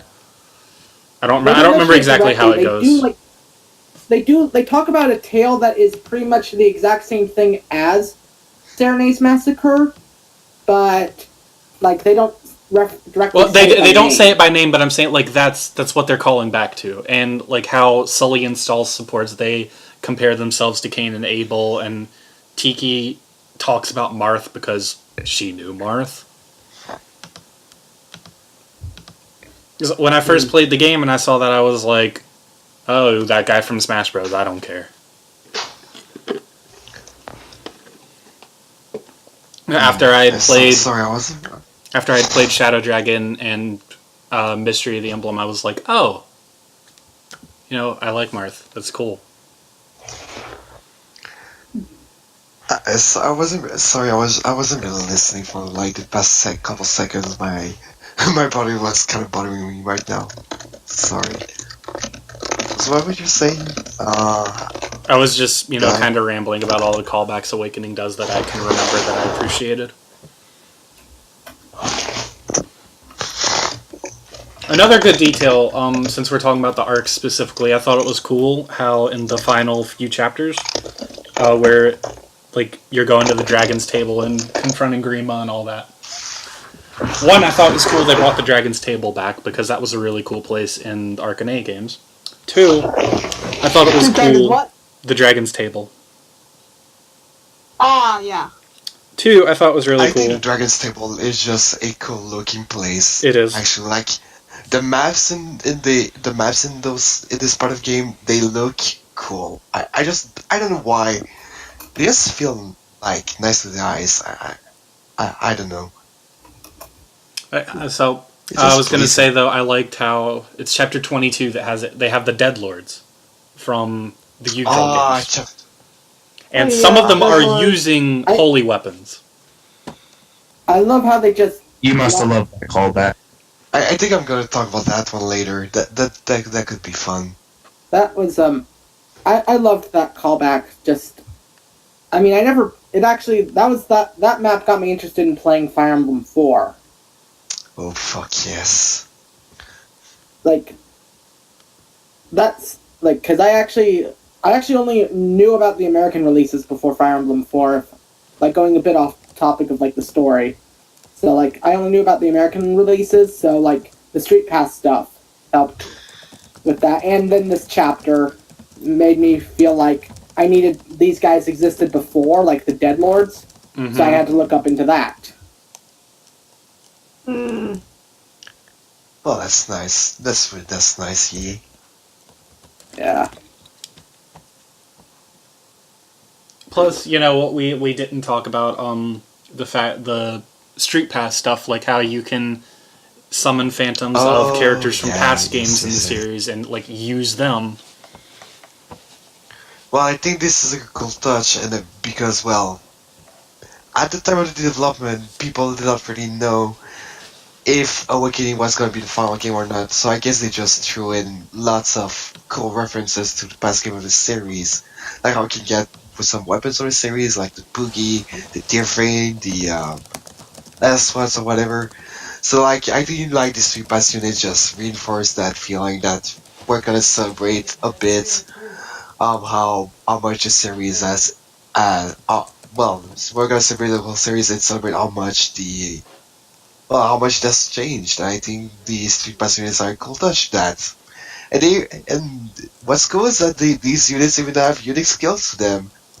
Like, I don't have a specific example, but they can have skills that aren't unique to the class they are. Like, for example, I don't know, they could be a biggest fight with Astra, or something like that. So it makes these units a little more unique. I like that. I like the Street Pass units a lot, actually. It's just a shame that they don't have any codes for support some voices, but I guess that would be too much to add. But despite that, I really like them a lot. So I'm glad they got I'm glad it got added into the game. Yeah. So what about you guys? Anybody? Anyone? The playing card callbacks kind of spoiled just a little bit for me because I noticed like all the there's a bunch of sections where like with all the games and stuff, and like right at the very bottom, like with the bonus teams, there's like this other section which has all the antagonists. Mm-hmm. Oh yeah, the antagonists. And I didn't know certain characters were antagonists, so I kind of got spoiled a little bit. But it was fine. It was fun to summon like Ike and or not to summon, to fight against like Ike and King and Prince Marth and have them fight on your side. As it wasn't like they had no dialogue or anything, but it was still kind of fun to use those units. It just, I mean, and then one little thing I was a little iffy about that kind of thing is that all of the street spot pad units are pretty much just like Robin. Well, yeah, but I mean, they couldn't very well have done like they couldn't very well have done like totally new stuff though. Yeah, I know that, but it was just one thing that kind of irked me off when I first played the game. It was like, why are they just Robins? And they don't even have like custom recolors. It's just literally Robins. So. I thought the ones that you earned in the DLC, like Roy and yeah, I was going to bring up the DLC ones too, because the DLC maps also do like really good callbacks to other games, and they have these cool little scenarios that just kind of intrigue me. Like one of them that I really like, I'm going to double check which one it is before I say the name of it. I think it's Lost Bloodlines, but let me just double check real quick. Yeah, so it's the Lost Bloodlines ones where they're like, you're fighting on the map of the prologue from Holy War with the map theme from Thracia playing, and you're fighting against all of the Yggdralis and the Arcaneans are your allies. Like, that kind of stuff is... I just think that's really, really cool and creative and awesome that they took the time to do that. I thought the DLC content was some of the best content in the game. Like, after like playing all the Japanese releases and coming back to Awakening and playing like on the first map of FE1, you know, kind of against all these lords, and then going to like the ruins from Path of Radiance where you get Ileana. I don't know exactly what the name was called, but they used that for like the Yep, that was one of them, which I thought was really cool. Like you got to fight all these like 50, I think it was 50 enemy units, legendary heroes, and like on Lunatic, it felt like a real challenge. Like all these units, you have like the 3 choke points, and like it was pretty close to a defense map, but not really because you had to go and snipe these units. But it was a really nice touch. I thought like I wanted to get into the other DLC maps later, like the ones where you get S and the one like Hypothesis and such. Mm-hmm. But like those callback maps with the Einherjar cards, they were awesome. I thought they were really cool too, and I also liked how they also gave you a brief insight into some of the lords like after their game was done, and they kind of passed into legend, like because like Crom knows about some of them. Like he when they pick up the card at the end of the map, he like says a little bit about like who they were. So like the Lost Bloodlines one is where you get Leaf, so he's like the hero of Thracia. He was really powerful, but he could use his help. And then like you have a talk with them, and it gives them a little bit more, and they talk about what they went through in their game. I thought that was a really cool feature. Just something. Yeah, and it kind of lines up with their character as well from their original games. Like the dialogue they speak in those instances, and in the battles too, with like their battle dialogue. Mm-hmm. For the most part, they don't seem too out of place, which I thought was really nice. Like they obviously put a lot of care into those chapters. I actually haven't gotten any of the DLC, so I can't really participate in this discussion. I'm sorry. It's really good. Get it? Same. Which one should I get for sure? If I Lost Bloodlines is a really good one. Future Past is a good one. Lost Bloodlines and Future Past are the ones I would suggest. Oh, is Future Past one I should get as well? Yeah. We should talk about the Future Past. Unfortunately, that was like the only DLC series that I didn't go super in depth with. Like I cleared it twice and I never went back to it. So I'm sorry, I can't really participate too much in it. Oh, really? No, you're good. I can't either. I mean, we don't have to. It was just an idea. DLC at all. I never buy DLC unless it's Smash. I'm a sucker and I buy all the DLC for pretty much every game I get. So. Oh wow, Jesus! like Final Fantasy 15 or Fire Emblem. I even bought like the like pre-order like DLC pack for Echoes. Same. Like that $50 one. Mm-hmm. Yeah, like the season's pass and such. Yeah, I got the season pass for Echoes. At this point, I've sold my souls to Intelligent Systems, so I pretty much bought every DLC for Fire Emblem. Wow. In my opinion, they're worth. I really should buy DLC for Fire Emblem games. I did not even buy the season pass for Echoes, even though I really should. The Echoes DLC, to be honest, isn't that great compared to Awakening. I think Awakening does DLC the best out of the 3 games that have DLC, but that's always up to interpretation. Yeah, but it's Echoes. I don't really care. Well, fair. To kind of touch on that, Ethan, I agree with that part, but I also kind of think it's an unfair comparison because Awakening does it to like expand the whole collective universe, because Awakening is built on the Arcanea and Valentia and Yggdrasil games. So like it had a lot of material to draw from, whereas Echoes kind of keeps it isolated to itself, and then Fates hid story stuff behind DLC, which I did not like. So like I don't think it's arguable Awakening did it best personally. Well, again, I'm kind of going back here, but I never played any DS in any Fire Emblem game. But I did read some conversations, and the one that struck me the most is the one with Arvis and I think Crom in Xenologue or whatever. It's Rogues and Redeemers. Is it Rogues and Redeemers? Well, yeah. I have no idea. Yeah, but let me check.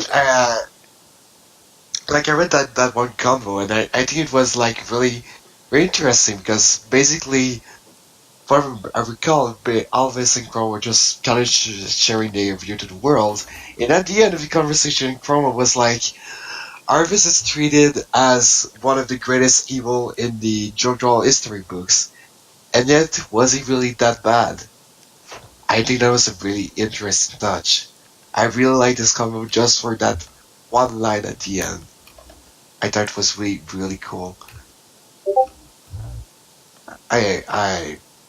That's really all I have to say for DLC because I haven't played them. But yeah.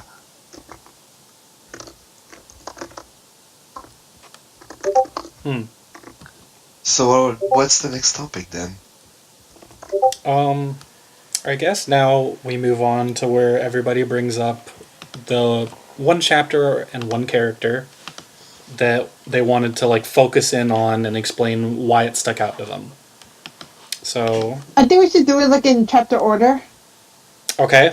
Maybe that could be good. Ollie, what was yours again? I didn't actually get it on note.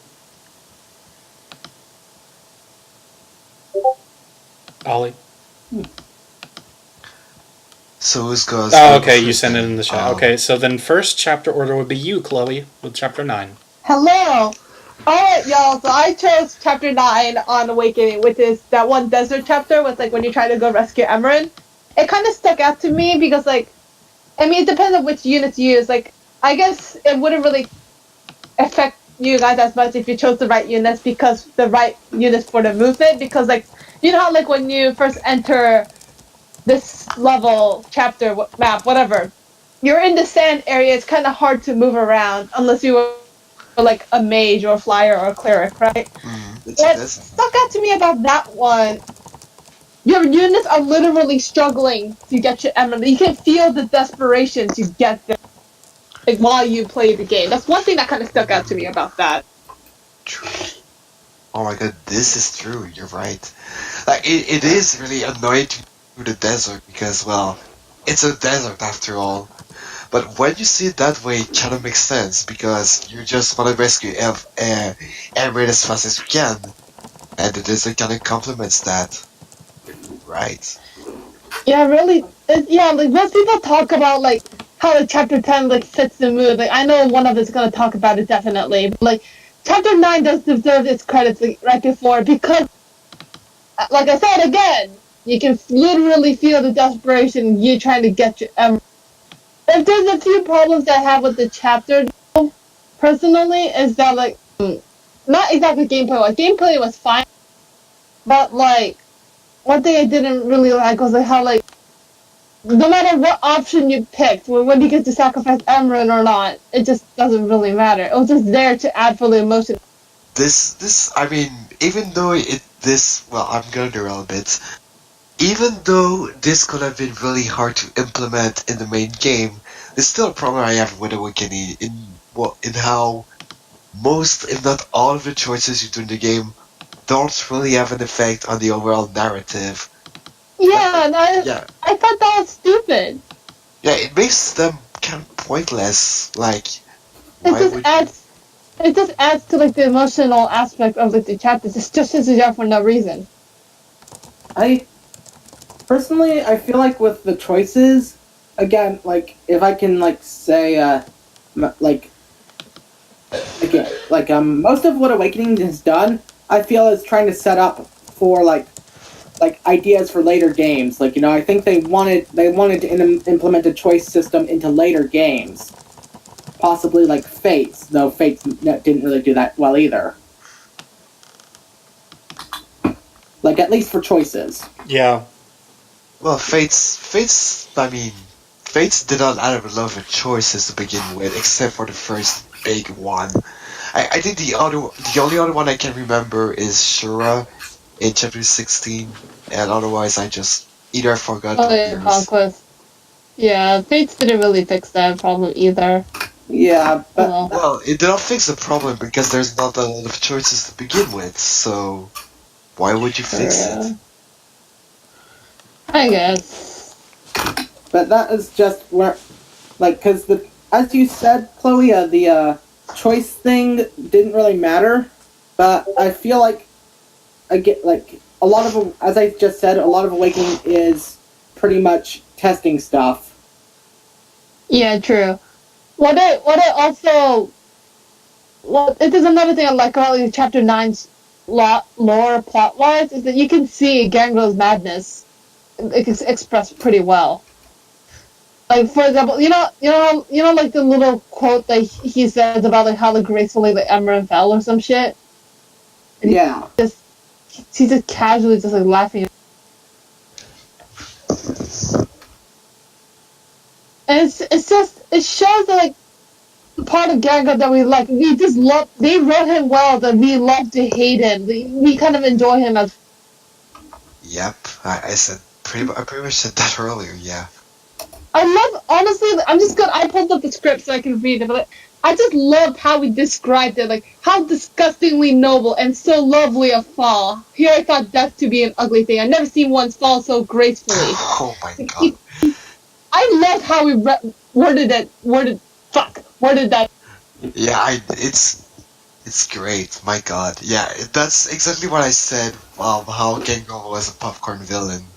Like, you know what he's doing is fucking terrible because he's basically mocking someone's death in a way. But the way he said it is so goddamn funny and well done that I just can't help but love him anyways. I didn't think it was funny. It just weighed more. I think I just added more to the emotional effect. It just weighed heavily on me. Like, he is a madman. We have to do something about it. Well, definitely, but still. I mean, yeah, some people found it funny, but like, in my perspective, that's what I felt. Yeah, I agree. I thought that Gangrel was put up really well there. That chapter always makes me upset.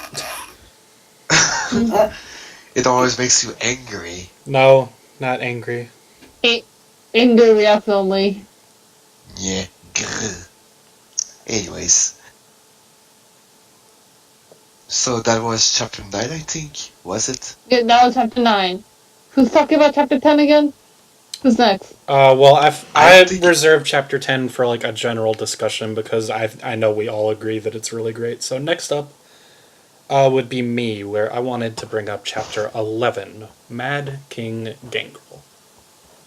So this is... Oh yes, the last chapter of Act 1, right? Yep, it's kind of like the end game of the first arc. Yeah, this one. Yep. I remember. So, Emerin is dead.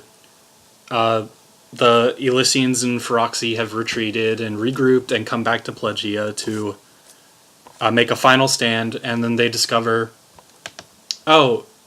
Gangrel's army is like falling apart because people are deserting, people are rioting, they're chanting Emerin's name.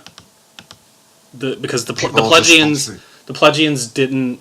They're tired of this war. They didn't want this, and they just don't really care about Gangrel's cause anymore. Yeah, because they realize they wanted justice, but then they realized no, what they really want is peace for themselves, and so the Elysians too. So they're all freaking out, except for like a small handful of super loyal soldiers to Gangrel. So he's making his final stand just out in the middle of nowhere because he's been ousted from the castle.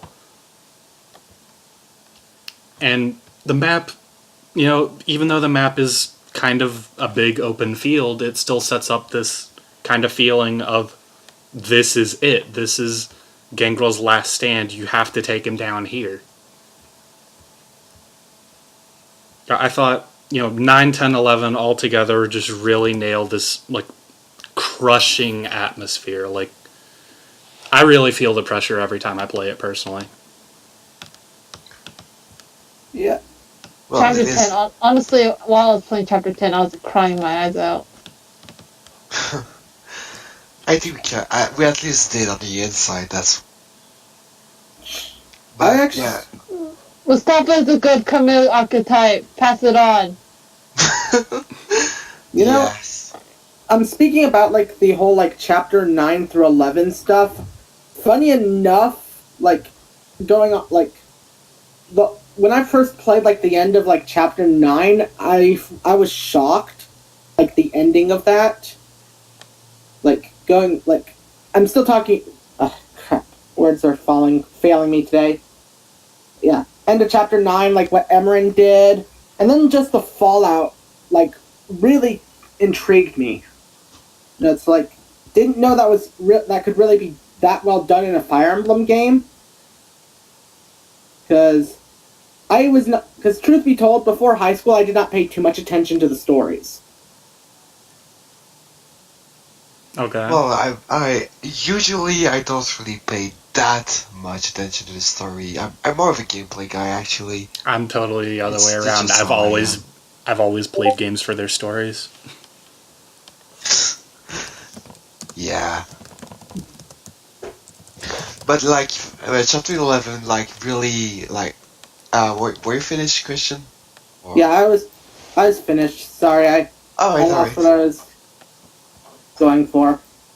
Alright, so chapter 11 really did have like the Final Stand feeling to it, and like what I really like is that how Gengar actually moves on his spot. Yeah, I was gonna bring that up. I love that. It really brings up how much desperate his whole army is. Like even the commander himself will move just to make sure that he will at least have a small chance of defeating the opposite army. And I think that's just really cool. So yeah, it's just that little small touch really has to bring the chapter into being a bit better. So yeah, I like that. I also love that he has 11 swords, so you can count threatening to your units. Yup. But like honestly, like chapter 11's map design is not really that great. Like, well, what's cool also is that there is a lot of reinforcements, which means like it also adds to the desperate feeling of the chapter. But like it's still a big open space, and I'm not really a fan of that at all.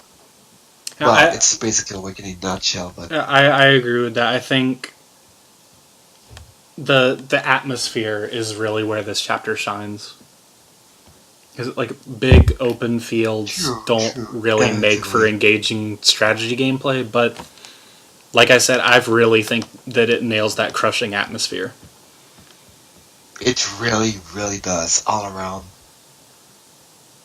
It's really cool. But yeah, chapter 11 may not be amazing gameplay wise, but it's like I'm just repeating myself, but like it's really nails the atmosphere part, and I think it's cool. So yeah, I think that can really apply to most of the game in general. Like the gameplay is very simple for the most part, but it really makes you feel for what's going on most of the time. That's a good point, actually. Very good point. So, let's see. While we're moving on to other... Oh, you know what? We totally skipped over Ethan. We were going to go in chapter orders. I forgot Ethan wanted to talk about chapter 6. So, oops. I kind of wanted to say one last thing about chapter 11. I'm so sorry, but no, go ahead. Isn't chapter 11 the first chapter that plays Divine Decree? Yes, I think it is. Pretty sure it is. Yeah, I just wanted to note that, like, God, like that Divine Decree is one of the best Awakening soundtracks. Like when it played at that chapter, I just knew like shit's gonna go down. It was a really great experience for me. Music definitely helps the atmosphere. It's one of my favorite tracks in the series. The music. Wait, are we talking about chapter 11 or? Yeah, Divine Decree. I'll talk about. I just wanted to make one last comment about Left. Alright, sure. Well, yeah. Sorry. Right. Oh yeah, well, chapter 11 has some great music, and once again, it really helps. It really helps the chapters and overall atmosphere, because well, it's just a really tense track with a chorus and also uses a minor chord to really build up the atmosphere. And it just works really well with what mood the chapter wants to set. And again, it just adds to, well, the feeling the chapter gives, and it's great.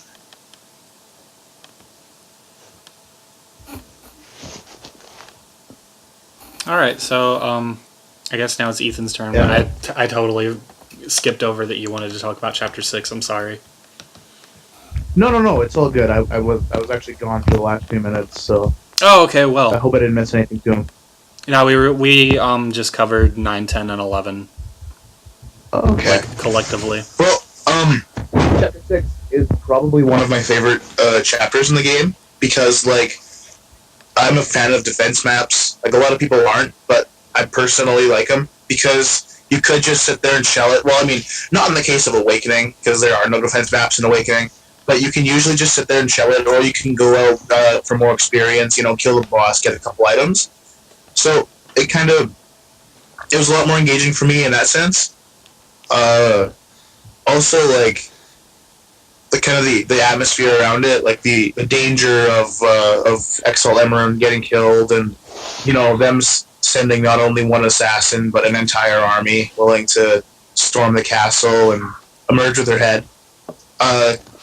I feel like it captured the essence of a defense map, but it didn't really of course, it was a route map like every Awakening map, but I'll give it a pass because it felt like one. You had to defend Emerin against the waves of enemies. There was a choke point on the far left. There was a choke point in the middle where Lucino was, or Marth, and a choke point and somewhere on the far right where usually like high defense high defense allies with lances just kind of wrecked face there. Like you could put Frederick over there, or you could put Kellum, or just Stahl. And oh yeah, Frederick with his with how much bulk he has at base is extremely useful in this chapter. Like, it really hits hard in this chapter. Agreed. Like, personally, I think this is the last chapter I used to do seriously, where it really helped me as a Jagan. So, here, it really was useful for me. It actually really saved my ass lots of times here, and I thought, this is where it shines best, really. But anyways, were you done, Ethan? Were you done, or? No. Okay, go on then. Go on. Yeah. So you also get one of my favorite characters in the game, Gaius. He comes from the left side. You just talk to him at prom, and you get your first. I think he's your first thief. Yeah. Yep. Yes, He's the only he is. thief in the game by default. Oh. Yes, he is. And what about, or actually does Anna technically not count? Oh wait, Anna counts. Tricksters, but yeah, whatever. She does. She's Semantics. pre-promoted, but yeah, she does go on. Yeah, and you also get Pan, which is like an Awakening version of one of my favorite Tellius characters. Like, I'm a fan of Leith. I love Leith too. It was I'm a lot of glad you fun said to that. be able to use. Is that a good thing? Yes, I'm glad you said that. Well, anyway, yeah. You get Pan, who kind of joins your group right after the chapter, as though she still doesn't hate humans, which I found kind of funny. And Gaius, who just kind of fights for gold and the treasure and doesn't want to hurt anybody. So yeah, I get two of my favorite characters. Hold on. Gaius fighting for gold. Don't you mean sugar? Well, sugar, but also treasure. Sugar's like his weak spot. Yeah, he says it in his Recurrent combo. One of the best Recurrent combo I've ever seen, by the way. Oh yeah. Ah, definitely. So, Drop candy. I just drops candy. My life is yours. I know, it's great. But yeah, he says that he's going to take the gold too, but Candy just takes priority there, and I thought it was really funny. It's great. Oh yeah, for sure. Like that recruitment was one of the funniest things. Like it's up there with Oliver's recruitment and Radiant Dawn for just how funny it is. But yeah, I really enjoy we kind of have to hold off the choke points at the 3 specific points for a bit, and there's defense tiles everywhere, which gives off the feel of a defense map. And then you go and you kill your spoiler alert. I guess if you're listening to this, you don't really care about spoilers. But you go kill your dad, and well, sort of kill, but kill him, and then does he die and then Grima brings him back? Yes, that's what happens. He does. That's what happens. Literally what happens. That's why, yes, he actually sort of dies. So what happened was that the Grima from Lucina's timeline comes back with them. And then Valda was supposed to die, but Grievous said, "Nah, you're still doing more shit for me, man." Yeah. So they pointed out later in the game. They're like, "Wait, aren't you supposed to be dead?" And they're like, "Surprise, motherfucker!" That's what gigantic middle finger, that fuck future. I find. I don't You got really quiet for some reason. Yes, exactly. 1 second. No, okay, now you're good. Okay. You're fine. I am, hey? Yeah, now Yes. you're good. Now you're good. Okay, just interrupt me if I'm quiet again. Sure. But, where was I? Oh, yeah, defending that one point, which instead of being a point where they escape to, it's a particular unit. And you kind of just sweep downwards on like defense tile after defense tile to go and clear the stage. I found that was really engaging. I find it's one of the most fun chapters to play while I'm playing through Awakening. No, it's up there with one of my favorite maps in the I guess Awakening Arcanea timeline, which is kind of saying something, but yeah, I kind of adore this chapter for giving a really good feel of being a defense map while not. And like it was really easy to counter either side. Like all you had to do was send an axe user and Crom and a magic user over to the left to deal with Gaius and deal with the low defense units or the lance units. And then you could send your speedy units and your mages down the middle path. And it was kind of everyone had a job in that particular chapter, and if you wanted to, like, you have enough flexibility in that level where you could just have one unit chill with Emerin, or I usually just throw Gaius in there so he steals her treasure. I find that kind of funny, like right in front of Emerin, and kind of use him as her bodyguard. But yeah, I think the dialogue between Valadar and Robin it gives a really subtle, not so subtle, like hint that there's a big connection between the two, and that gets revealed like somewhat soon, I guess, in the third. Is it the third? Yeah. It's the third arc, yeah. But I don't remember this conversation, but whatever. Well, sorry, go on. No. But yeah, that's really all I have to say about the chapter. It was one of the most engaging chapters in the series, or in this, not the series, no way, but in this particular game. I really like the two allies that you get. Beast units are great, and I wish they'd bring them to heroes, but such is life. And yeah, that's pretty much all I have to say about chapter 6.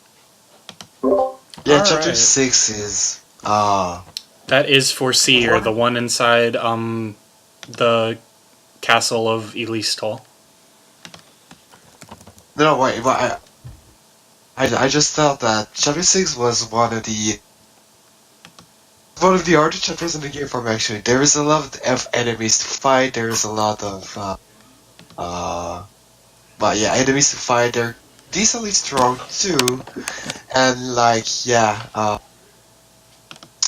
just I actually kind of had a hard time to the chapter. Well, I do for most defense maps, but this one was pretty hard all around. So yeah, again, Freddy shines really brightly in this chapter.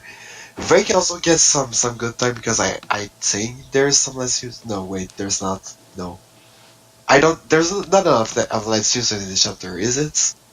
Not even sure. Don't think so. There's what in this chapter? Yeah, no, never.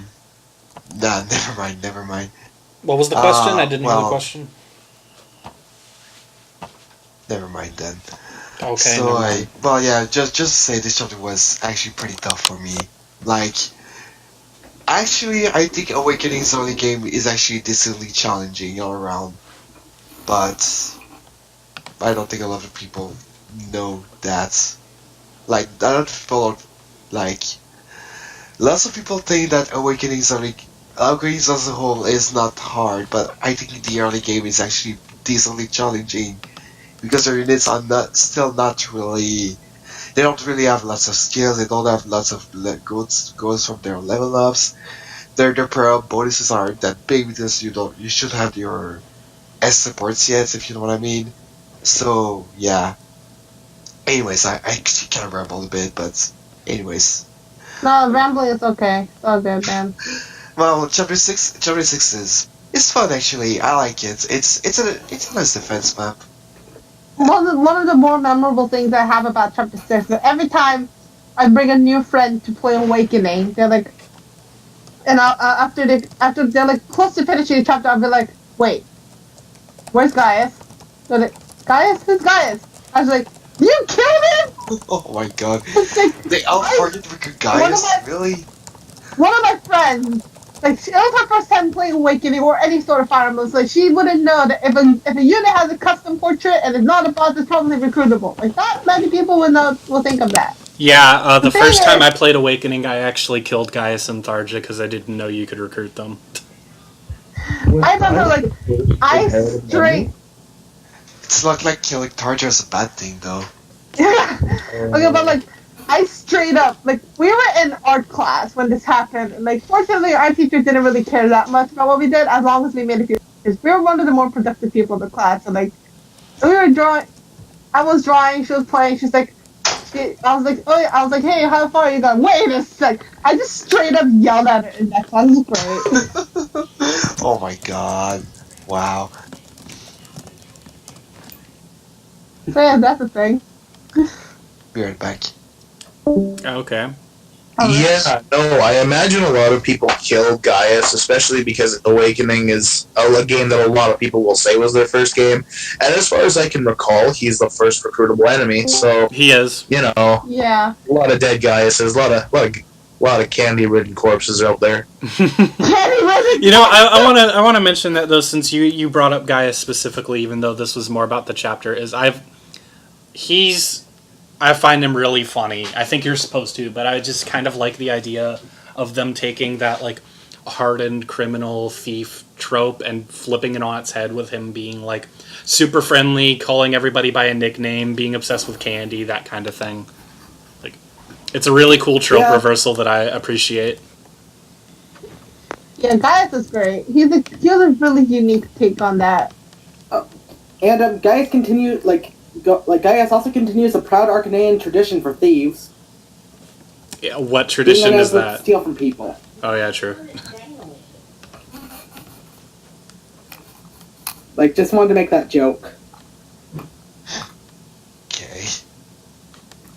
Speaking of Arcanean callbacks, Elistal, which is where Chapter 6 takes place, is exactly where the capital of the Kingdom of Arcanea was on the map. It's the same city, which I'm sure most people probably will say duh to that, but just a little fun fact. Okay, so now Ollie's back. So Ollie, I think it's your turn. You wanted to talk about Chapter 22, An Ill Presage. Oh boy, yeah. I hope I won't fuck up with these story details. Wait, actually I don't know. Let me try this. So the thing I remember the most about this chapter is that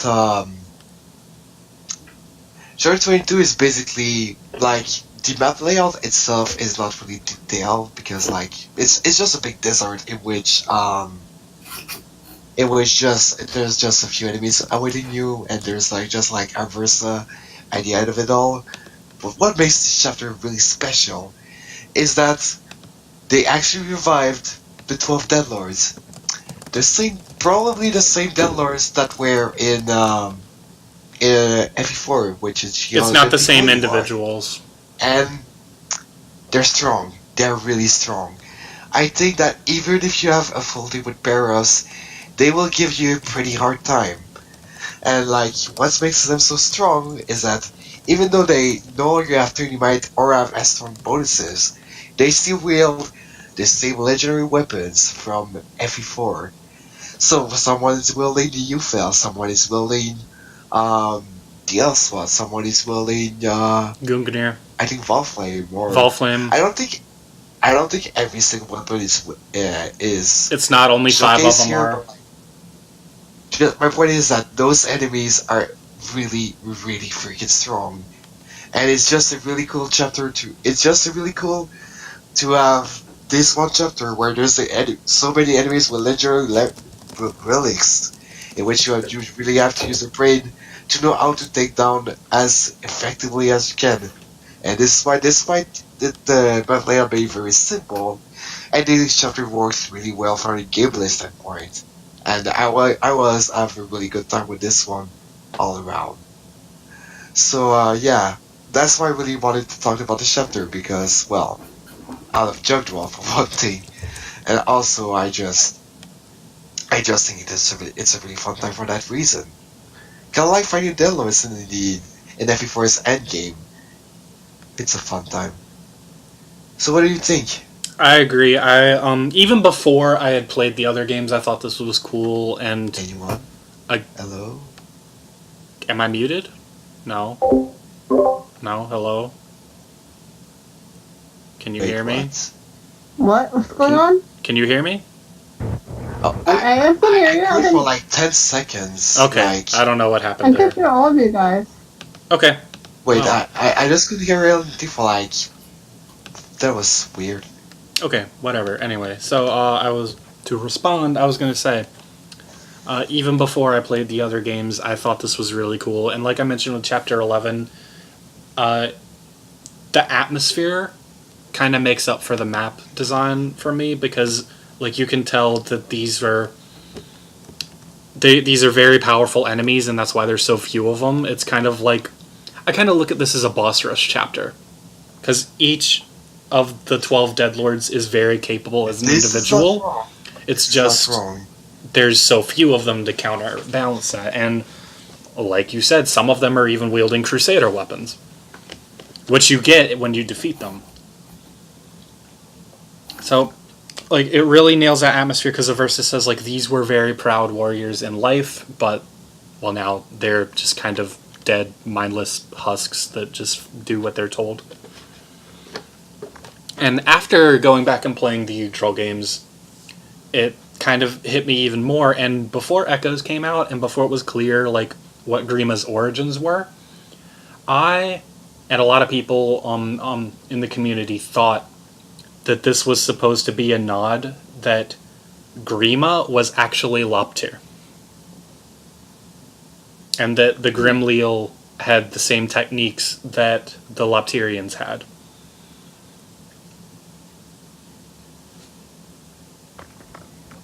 But obviously we know now that's not the case, but I'm sure that that's where there's still some connection there.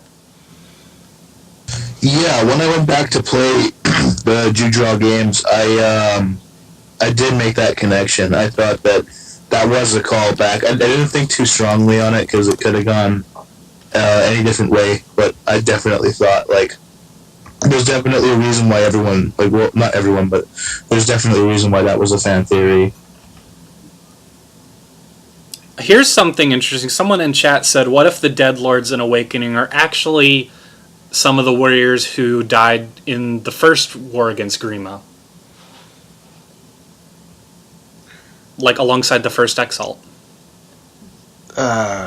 Wait, can you repeat that? What if the Deadlords in Awakening, they're not just random nobodies, they're actually warriors who fought alongside the first Exalt when Grima first appeared, 1,000 years before the game? Well, I mean, is that like referring to Marth's games? No, or Marth is not the first Exalt.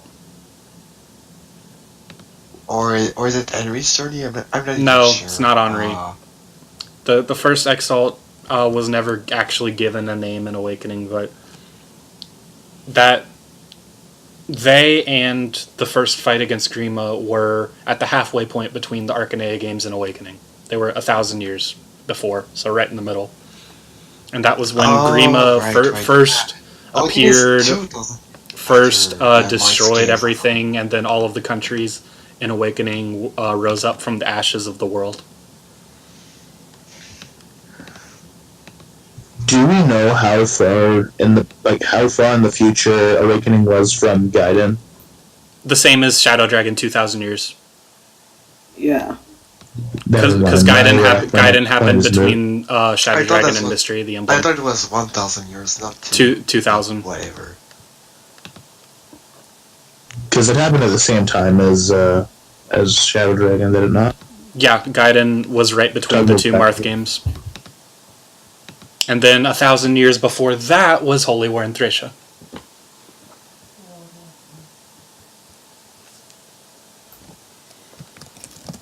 I don't know why I had the timeline confused in my head. I should know this by now. Jeez. Actually, if you want, Ethan, after the podcast, if you want to take a look, I can link you to a really detailed timeline that people drafted up based on... they synced up the timelines using the Earth Dragon War as a point of reference. It's really detailed and goes over all 3 continents. I'll send it to you later. Oh yeah, for sure. Thank you.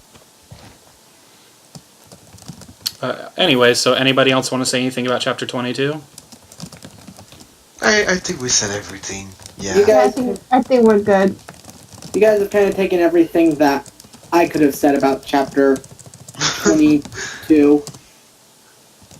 Yeah, it was. I think Guy said it best. It was like I think it was Guy that said it was a boss rush. It definitely felt like a boss rush, and like all the legendary weapons that you can get to like wreck Greenlaw with these A rank weapons, these legendary, really strong tomahawks. Basically, it's a lot of fun to play through that chapter as well. And thankfully, it's not all desert.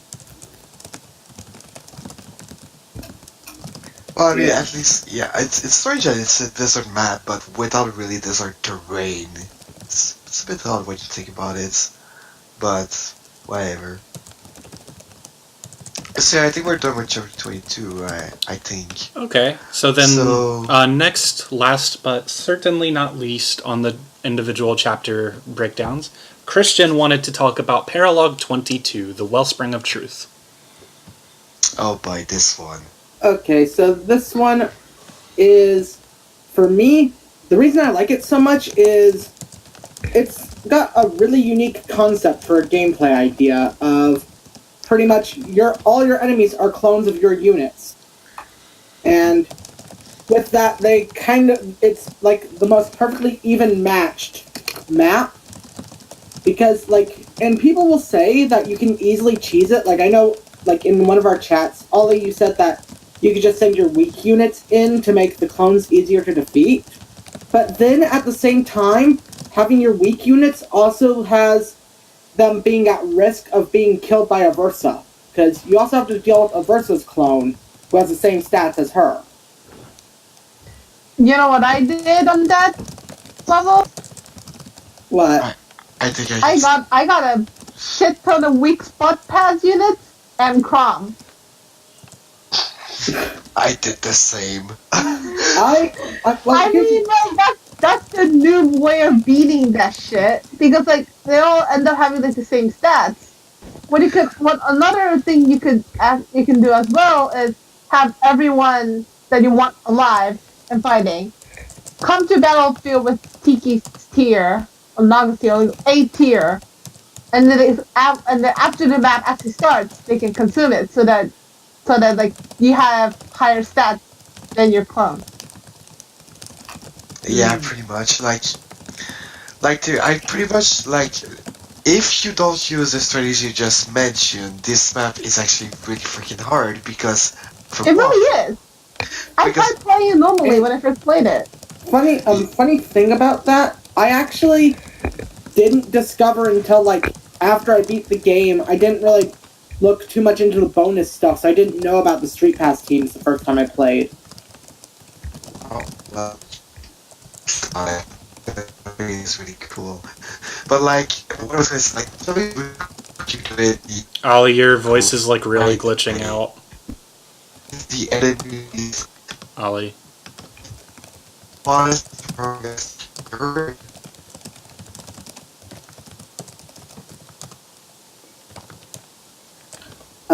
Ollie. You still there? You look like you can. Ollie. What? Ollie. Oh, Ollie. I thought you were talking to me, but yeah. Press up. We good? Ollie. We good? Hello? We are experiencing technical difficulties. We are not good. God damn it! Can anyone hear me? Trisha is Okay, bad. now we Mike can. West sucks. I don't know. It's working. We're back. Awesome. Fucking ugly uppercut is over. Arigato, Mr. Robot. Fucking hell. Is it fine now? I hope so, because goddamn. Yeah, it's good. I think it's good. I can hear you just fine now. Domo arigato, Mr. Roboto. Nice. No singing. Anyways. Yeah, We had enough of your singing already. God. carrying on my... Wait, no. Shut the fuck up. Anyways. Get out. Leave. Anyways, I was gonna say, like, if you do it the right way, this chapter is hard because the enemies are actually just as strong as your guys are, which means that, well, you actually have a really good challenge this map. Like, the only thing that makes this chapter possible is that your enemies cannot do pair up, but your team can. So you still have a slight stat advantage over them, but still, they will kick your ass really hard. But it's a shame because if you do use some weak units like Chloe mentioned, it will just trivialize the chapter because only one of your units in the opposite team will be a challenge, while everyone else will just suicide on the one unit that is really freaking strong and will just over the map. It will be over before you know it. So like. It kind of breaks the chapter in a way because you can just trivialize it that easily. Because otherwise the chapter is actually really freaking cool. And I think at the end you do recruit Aversa. You do. Yes. You do. Oh, yeah. Versa. And she's a cool unit because she still keeps her Shadow Gift skill, which allows her to use dark magic even though she is in the Dark Falcon class. And I think that's amazing. That makes her stand out, and it just makes the reward worth it. So yeah. She has the unit that could be quite interesting. Character her supports with like how she like her upbringing with Valida is quite interesting. I can see why Jacob would like nut over her all the time. So I think Dice pretty much said everything here. I really liked the Wellspring of Truth for, I guess you would call it a gimmick. Because it was really creative. I thought it was really cool. And it really you is can't... Well, I mean, you could do what Chloe did and cheese it, but if you want to do it... If you don't do that and don't recruit a bunch of weak spot bash units, then you're kind of stuck fighting whatever you bring into the chapter yourself. So it's interesting because no other FE has really done a map where the enemy matches you pound for pound. Like, it's always either... And it ties into the stories of the games, too. It's always either, like, supposed to be a breather chapter and you're on the upswing, or in, like, some of the defend maps in the series, you're very clearly supposed to be at a disadvantage and be stressed out about it. But here, totally equal footing, which I really think is creative.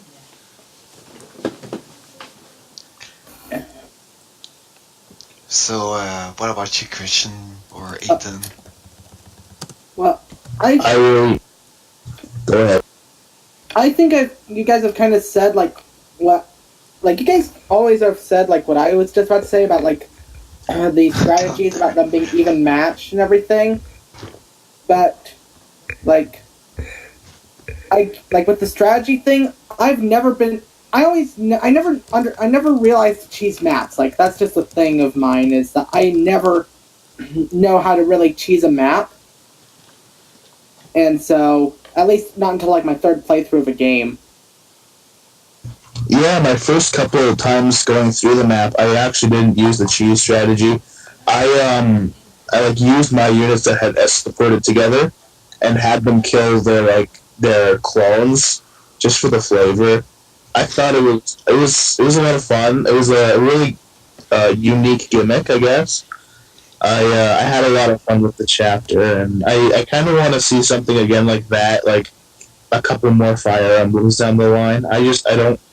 I guess they could recycle the idea, but it worked really well in Awakening, I thought. So maybe later, maybe one day. But yeah, that was pretty much my experience with it. Getting a Versa was fun. I'm sure. A really good reward, really. Pardon? Oh, yeah, it was a really good reward, definitely. Oh yeah. Yeah, Versa is really cool. Gale Force is always nice. Oh yes.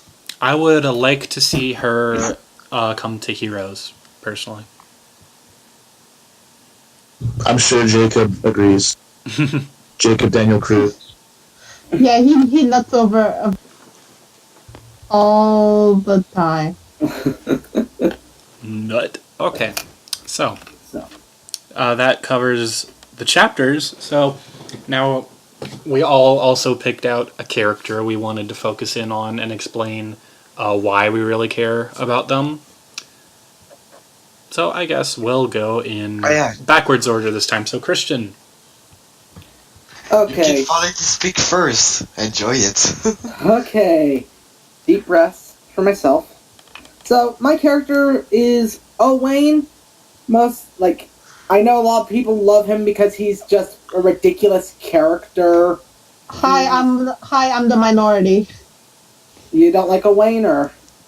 Mostly for personal reasons, but yes, I dislike. I didn't like him at first, but he really grew on me. Honestly, when I first saw him, I was like, hey, he's a pretty interesting character. He got a little annoying with the theatrics. I was like, okay, we get it. Well, I kind of like his theatrics because you got to consider where he comes from. A dark time. I get it. I understand why people like him. He is a well written character. I just don't like him. Fair enough. Whoops. I mean, you feel free to dislike him all you want, but pretty much. I can give him credit when it's due. I give him credit when it's due. I just really dislike him. I mean, that's fine, but at least you can see why other people like him. Yeah, I can see why. I can see why people like him. Anyway, go on. Gush about it. Pretty much, the reason why I like Owain is because, I think about his character and, where he comes from, and how, despite being where he comes from, he's still, the timeline of basically the apocalypse, caused by, a dark dragon god, he's still able to be, this silly guy, keep up, a positive energy that world would need. You know? I'm always a fan of, with apocalypse stories like that, fans of more of the lighthearted characters, can't really, I'm trying to think of a good example to compare him to, Strago from Final Fantasy VI. Yes! Strago? Yes! I mean, Strago is not really as outgoing, that's but he's still a ridiculous... Someone explain. I haven't played any Final Fantasy, so please explain for me, I'm sorry. I only played 6, so that's the only one I really know. At least you touched the Final Fantasy game, I haven't! Please, would you like to explain for all the uncultured bitches out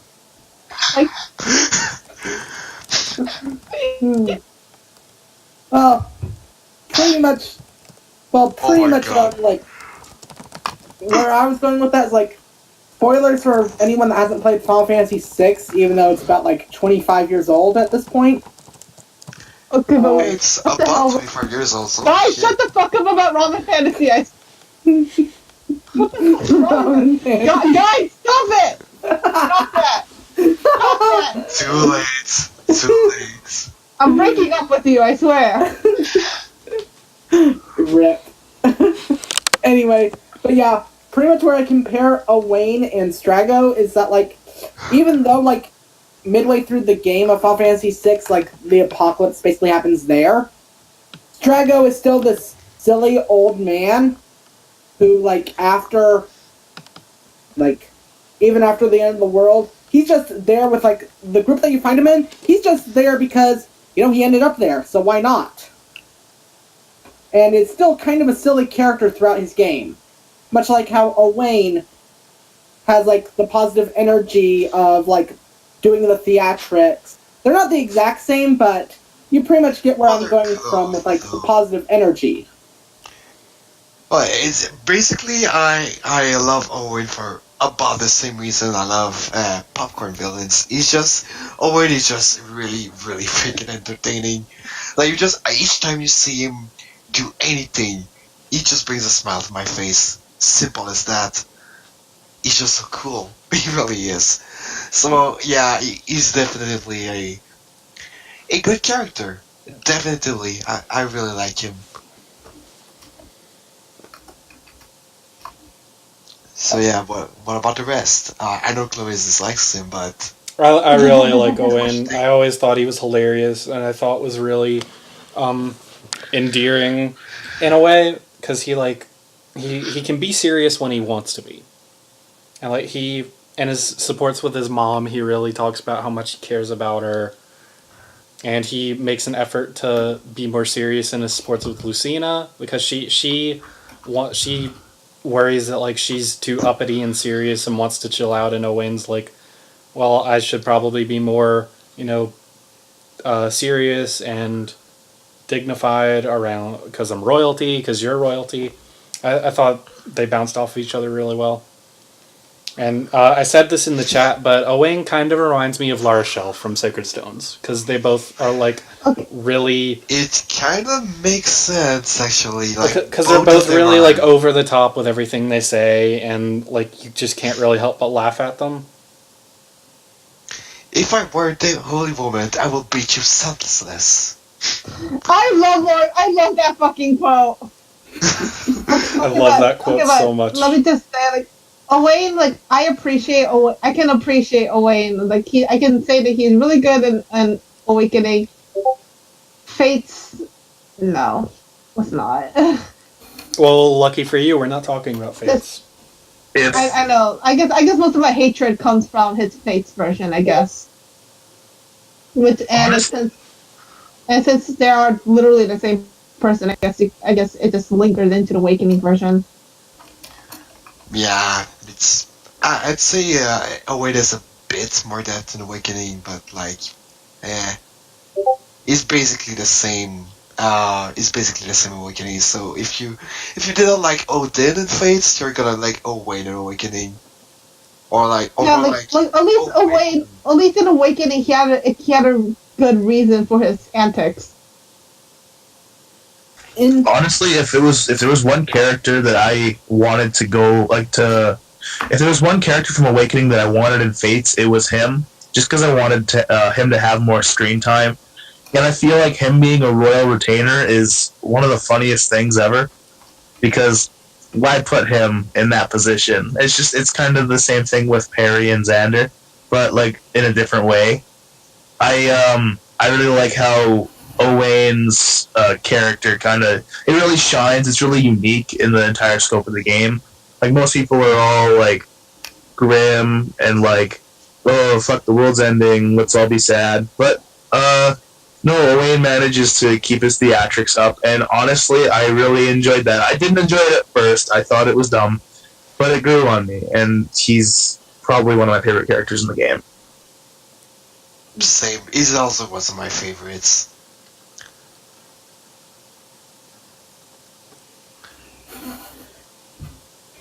Okay. Anyone else want to say anything about Owain? I think I said everything. Okay. He's great. Then Ethan, you're up. Alright, I'm gonna talk about everyone's favorite wyvern rider not named Har. Cherish. She is from the country, or I'm not sure exactly what. She's from Roseanne. She's Virian's servant, and she really, really likes her wyvern. She's one of my favorite characters because, like, she's able to stay loyal to Virian, who's also one of my favorites. Let's not lie. she's really loyal to Virion while being an amazing tank. She's kind of underleveled when she joins. Like I think she's the last unit that joins you, not counting child units that are in their base class. But that just leaves a lot of room for growth, and she already has really solid pages, so it's not much of a detriment to her. Wait, doesn't Henry join after Church? Yeah, he joins a bit after. Yeah, he joins the chapter after her. Oh. He chapter after, okay. Thought it was a bit later. And technically you can Flavia and Basilia recruited way after them as well. So but they're not in base classes. Non-child unit. But they're not in base classes. classes. I meant in their base class. Oh yeah, true. Yeah, I kind of wanted to talk about the unit and the character of Cherish. As a unit, she's pretty straightforward. She's, I like to compare her to Har, just with more room to grow. But every unit in Awakening's broken. She has a really good attack growth. I think of like 80% or 70%, which pretty much carries her physically throughout the game. She also comes with a hammer in a level with a few armored units, and getting those kills with the hammer and getting her growth, her strength growth, really kind of makes her a really good unit really soon. She sticks with Minerva when she promotes to a Wyvern Lord. But when she becomes a Griffin Knight, she still refers to the Griffin as Minerva, so I'm not sure what goes on there. As a character, I like her a lot because, well, she's one of the more down-to-earth characters. Like, she talks not all the time about fighting, but she's like, she'll cook and she'll clean and she'll do all that good stuff, and one of her talents is sewing. And like that comes up a lot in her support conversations. She also has a really warped view on what something that's cute is. Like she'll see a wyvern and it'll have big horns, or I'm not sure, like just something that we'll see like as scary. She'll think it's cute. She'll think that bugs are cute.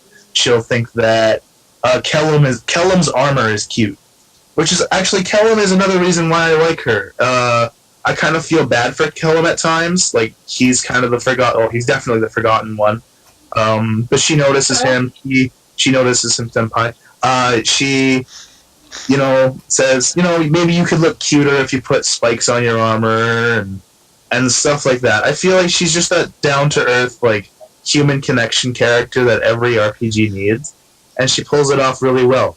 She's also a really, really good unit, so there's no reason to ever drop her unless you're just really scared of bow users. Yeah, Church, yes, I'll speak up now. Church is a really good unit, I think. She's a flyer that started to see a really good Data Awakening where maps often have a fair bit of mountains that turn to traverse, so her flights are already pretty goddamn cool. And second, while she was a bit under level, but her base are really alright, and her growths really fit really well the Wyvern Rider archetype, and that makes her really useful for taking shit. And having decent skill and speed while doing it, like decent. Like, at least she won't get doubled. At least not too often. And yeah, I think she's really good for that. And, as a character, she's fine.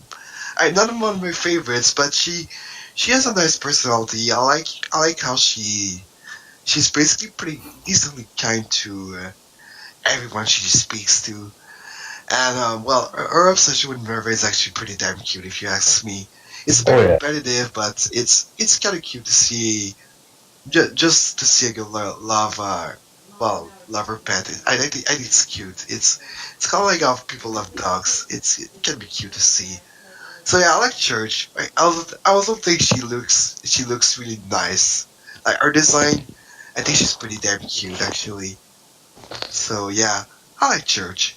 This discussion just made me realize I'd never finished that Church drawing that I started. Never finished. Oh god. Finish it for me. Finish it for you? Hold on. Let me see how it is right now, and depending on my reaction to it, maybe I will finish it. Hold on. How's that? My art style, I guess, is still the same. I guess the hair could use a little more work. Maybe I will. Maybe I will. And before Chloe does an art stream. I don't know how to stream, so maybe not. Also, I actually have a shit ton of other drawings I need to do, so maybe. To get back on topic, I'm just going to drop a quick fun fact about Cher for y'all. In her official artwork, she is wielding the Hellswath.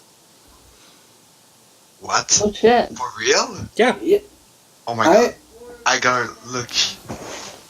Yeah, she is. Shit, you're right. Holy shit. Which I thought was pretty cool. What the fuck? I love church now. Take me to church.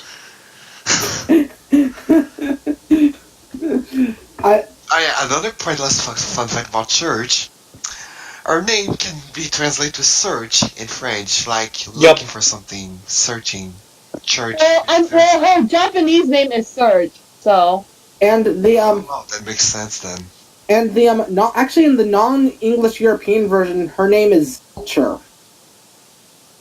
Is it what? Her name is what? Zelcher. Zelcher, like Belcher with a Z. What does that mean? One piece of trivia, actually, that I didn't really know until I started to build her is, well, she was obviously trained as a maid, right? Like, for Virion. Yeah. And both of her promotion, like, her second seal paths are healers. She can be a cleric or a Valkyrie. I swear, I swear, wait, does Needle Magical Circle Jerk have a Sherish bag? Yes. What's the name one? I swear, and before he commissioned me to draw her as a maid. Please. I've gotten so many weird commissions of people and their waifus. I don't know, I don't know what's next. Titania as a lawyer. What? What? Lawyer Titania. What? So Titania as if she was an ace attorney or something? And before crossover happens. God fucking damn it. I still need to draw Katria because somebody won! Some fucking football team won. Chloe. I'm sorry about the derail. Let's move on. Yeah, that was strange. Anyways. Let's move on. I'm sorry about that. Nah, it's okay. I'm not much better with my rambling, so whatever. So, anybody else want to say anything about Red has the best sense, so Cherish is best.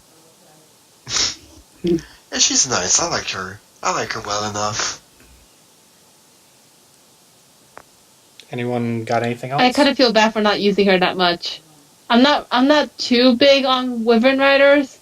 And I'm starting to regret it. Did you get to talk about how great she is? She has like a 70... I looked it up, actually. She has a 70% strength growth. The only bad growth she has is a 15% res growth, and a relatively bad for Awakening, I guess, 55% skill growth. So, like, you know, pick her up whenever, but she actually, her unit performance in Awakening is actually kind of inspiring me to build her in Heroes, because I have 10 of them and could make a 4-star +9, or I could make a 5-star +9, so no one gets mad at me. But yeah, it's she's a lot of fun as a unit to use. You'll see. Like she has a lot of utility, and she comes at a perfect time in the game for her. And her supports are also really nice. So what's really cool is that she joins the chapter with a hammer. And since there's a lot of armors to take down in this chapter, it just makes a lot of sense for her to have one. On top of that, to add to that point, you can early promote her to Wyvern Lord so she can train her lance rank, and then use Beast Killers on all the enemy Cavaliers because the Volmese army is mostly Cavaliers. You have a good point there. Useful. That's a good point. Which also helps out Crom and Lucina for what it's worth because the Great Lord class has lances in Awakening. Mm-hmm. I always forget about the Great Lord class having lances, but then again, I always just use one weapon through and through. Or you could do what I do and make Crom a paladin. That's what I do as well. It's just a better class because it's mounted. Simple as that. That's the genealogy fag in you coming out. It's because Sigurd is a paladin in Awakening, isn't it, Ollie? Yes, he is. Like, yes, he is. He is. I feel like that class change itself is kind of a callback to Sigurd. Maybe it is. I mean, Like, Crom is kind of similar to Sigurd character-wise. And design-wise. Yeah. If we're looking at heroes. But, like, genealogy, it's kind of hard to replicate that look today. Yeah. But, yeah. So if no one else has anything else on Cherish, then I guess it is Ollie. No, I think it's your turn. Her kid is Batman. Wait, it's my turn? Is it Chloe's turn? Okay, it's Chloe's turn. Alright, so it's a weird pick, but I picked Wolhart for mine. He's not exactly a favorite, because my favorite is Crom, and everyone knows how Crom is great, so I figured I might as well talk about someone else. So, we did talk about how, like, his whole character, kind of sort of villain/character arc was earlier. Like, I really like Wolhart, especially as a villain. First off, as a villain, because, like, you don't...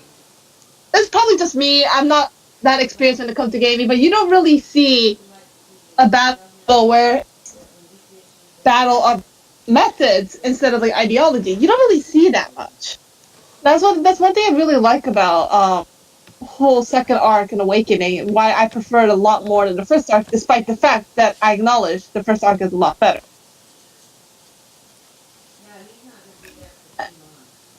Anyone else that wants to comment on that before I move on to my next point? I mean, I've said that word for word. That's why I like Wolhart so much. I mean, we kind of discussed about it earlier. I don't want to be rude, but like. Yeah, we did. We kind of did. You kind of ruined your spotlight. Sorry about that. Yeah, it's okay. But then now, let's see Wolhart as a character, especially after you be recruited. Like in his paralogue, Xenologue paralogue, whatever, his chapter, he's just there, like commanding a bunch of risen. Like he feels like he's empty. Like it doesn't feel the same as it once used to be. He's just like a shell of his past self, even though he is the same person. He kind of survived to fight with Crom somehow. And then I think he shines a lot in his his support conversations with both avatars and his son Morgan. If happens to pair of female avatars. Because they talk first off, with male Robin, they both talk about their little difference in ideologies and how Wolhart personally views Robin as the superior ideology, even if he doesn't agree with it, just because Robin wins. It kind of shows his upbringing, how he always won everything. He never really dealt with failure or rejection or anything, and that kind of talks to me a bit, because I personally can't really deal with that kind of shit. I feel like I could learn maybe a few things from Wolhart as well, personally. And then let's see, with female Robin, it's just it kind of feels funny how he's the one ordering everyone around, and all of a sudden with female Robin, he's like, "Yo, order me to carry this stack of books," and Robin's like, "No, fuck that, I'm not doing that. Order me, damn it, fine, I will. Carry the stacks of books for me." And what I find it even funnier is that Laura, he was trying to help Robin before she technically ordered him to. Instead of carrying the book, he carried her carried her entire being. I just found it really funny. He went a little over the top on. Yeah, well, you're right about one thing. It's a bit weird that he suddenly takes order from Robin, even though he never really took any orders from anyone before, since he was, the commander of of his army before. So yeah, it's a bit odd when you think about it. Anyways, yeah. He's trying to get Robin to command him like he commanded his underlings, which is, kind of do whatever I say whenever I want. Carry the damn books. Walhart is very, very like chain of command, power oriented, which fits because he is inspired by Alm and the Gaiden mythology. So naturally, he has Doom as ideology. Basically, is the connection that I make. Walhart is pretty much if he didn't have Celica with him. Yeah, and they say that in the game. Yeah. I sometimes wonder how different Echoes would be if Celica wasn't there wasn't there for And I guess we can see it in the form of Walhart. He would have just crushed the entire continent. He would have crushed those bastards. Yeah. Don't worry, Celica. I'll crush these bastards. And Sorry, go on. No. Oh, I feel like in that sense they kind of bastardized this character from Gaiden to Echoes, but I'm getting off topic. Okay, so if you check the support conversation with female Robin, in the S support, Waller talks to female Robin how he wanted a wife to kind of be with him at his side so he doesn't stray down that path again. And I feel like Walhart and female Robin, the ship could be another form of Almond Celica in the future. Or maybe that's just me and my stupid ideas. Oh, let's say Maybe. that. It's just what I've been thinking, what I thought while I was reading the conversation between them. Where Celica kind of subdued Alm is kind of how Defeat subdued Walhart. Like once he was defeated, he pretty much he was among in his recruitment chapter he was among the dead, right? He felt he was a dead man. He had nothing to live for, and that's kind of what turns him into that. It's part of his character. I like that. Go on. No, go ahead. You go. No, you. No, you. Okay.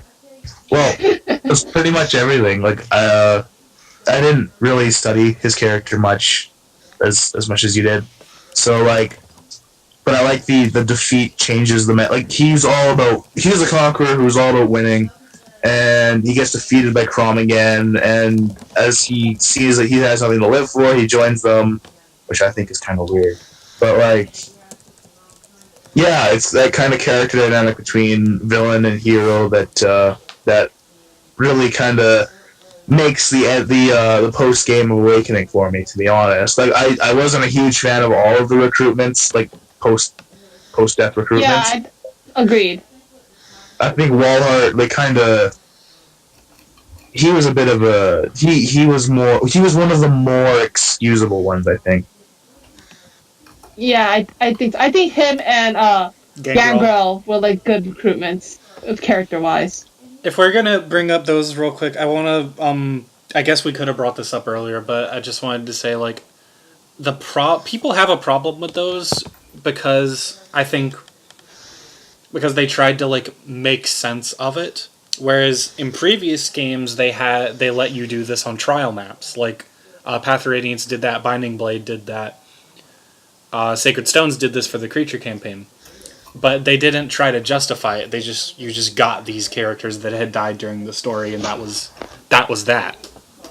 But Awakening tried to kind of make some sense of it, which I personally prefer that they made an effort to do that instead of just being here's this dead guy, we're not going to tell you why he's here. Personally. Well, you're saying that they don't really do that with the characters in the post-game paralogs, the ones that died? No, I'm saying they do try to justify it in Awakening, and I prefer that to where when they did this on the trial maps and the Creature campaign in the previous games, they just slapped them into your army with no explanation. I prefer. So you're kind of saying how in the older game they just gave you the opportunity to use the villains that you wish you could use. Yeah, but I'm saying people give Awakening crap for having this, but not the older games because Awakening tried to justify it, and I'm saying I prefer that Awakening tried to justify it because when I did the creature campaign in Sacred Stones and like I got King Fado or I got Ismir, I was like, why are they here? I saw them die. Fado died in like the first 30 seconds of the game. Why is he here? I actually don't know this because I don't spend a lot of time on the post game. I tried some Path of Radiance stuff, but I don't remember specifically if they have support conversations or like relevance with a certain character. They don't in Path of Radiance because Path of Radiance it just does the trial maps, which are like individual scenarios. Yeah. But like you can get like Ashnard, for example, in the Path of Radiance one. Which is nice. That's elite. But what about the Sacred Stones ones? Like, do they have like support conversations, or do they have any relevance at all past that? I'm pretty sure they don't. So, yeah, well, that's good. That means Awakening must have done it better. It still irks. Like, I have a love-hate relationship with that, I guess, because like they have a little bit of relevance with the main unit, and you have to like 100% in the game, which I tried and failed. I gave up because that's a lot of support conversations. Well, you needed those characters, right? And like some of them irked me. Like, come on, Emmerin. I mean, yeah, like I never really understood why Emmerin just came back. Like I'm not saying it's like it's perfect, but I'm saying like I appreciate that Awakening put effort into saying like why these characters would be here instead of just kind of sliding them into your army and saying nothing on it. I guess, yeah. I mean, it's just a preference thing. I just wanted to kind of bring that up because it's a common criticism levied at Awakening. I also want to say that like a lot of people say the Emmerin thing kind of undermines what happened earlier in the game, and I don't agree with that because like you don't know that when you're first playing the game. It's not like I had a talk with Stephen Shaw about this one time because we compared it to the thing in Radiant Dawn with Lucia, because like she is about to die and then Ike comes and saves her, and that undermines the whole thing with Lucia and Alencia. In Awakening, that's not what happens with Emmerin. She still, like, for all intents and purposes, is gone there. It's not till later where you see she survived. I mean, I don't know. I'm just kind of rambling, I guess. No, it makes sense. But, like, I guess the speech impediment / disability is kind of, they use it more as an excuse, like, make you feel sorry for this character. If that's the case, then why not just leave them dead? I think... I think what they were trying to do is give these people more substance to them, because like Awakening words,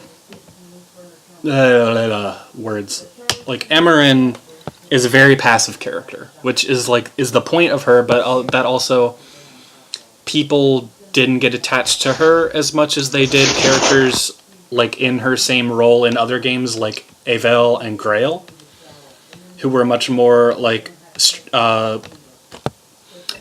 more like active, I guess, in their roles before they met their ends. So, but like it comes at a consequence of like kind of undermining it to some people's perspectives, undermining what happened in the main story. I think it takes a certain approach, I guess, to kind of see what Awakening was trying to do here and not hate it. I still don't really agree with it. With this, I mean, I don't agree that like they should have done this. I'm just saying, like, I think for what it is, it's probably the best version of this thing in the series. Yeah, I can see where you're coming from that. Yeah.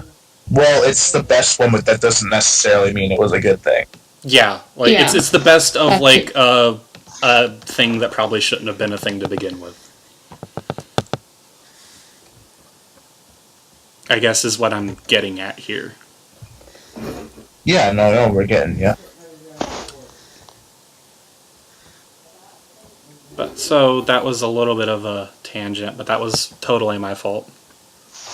No, it's all good. But yeah, that was my little insight on Walhart. Like, one thing I kind of like sort of. One thing I like about Walhart is you can see like a lot of his character even from like a little few support conversations. Like like most of the other characters in this game, you have to like look through like countless support conversations. Like Walhart only has a few. So but then they managed to show a lot of his characters. That's few. That's what I really like about it.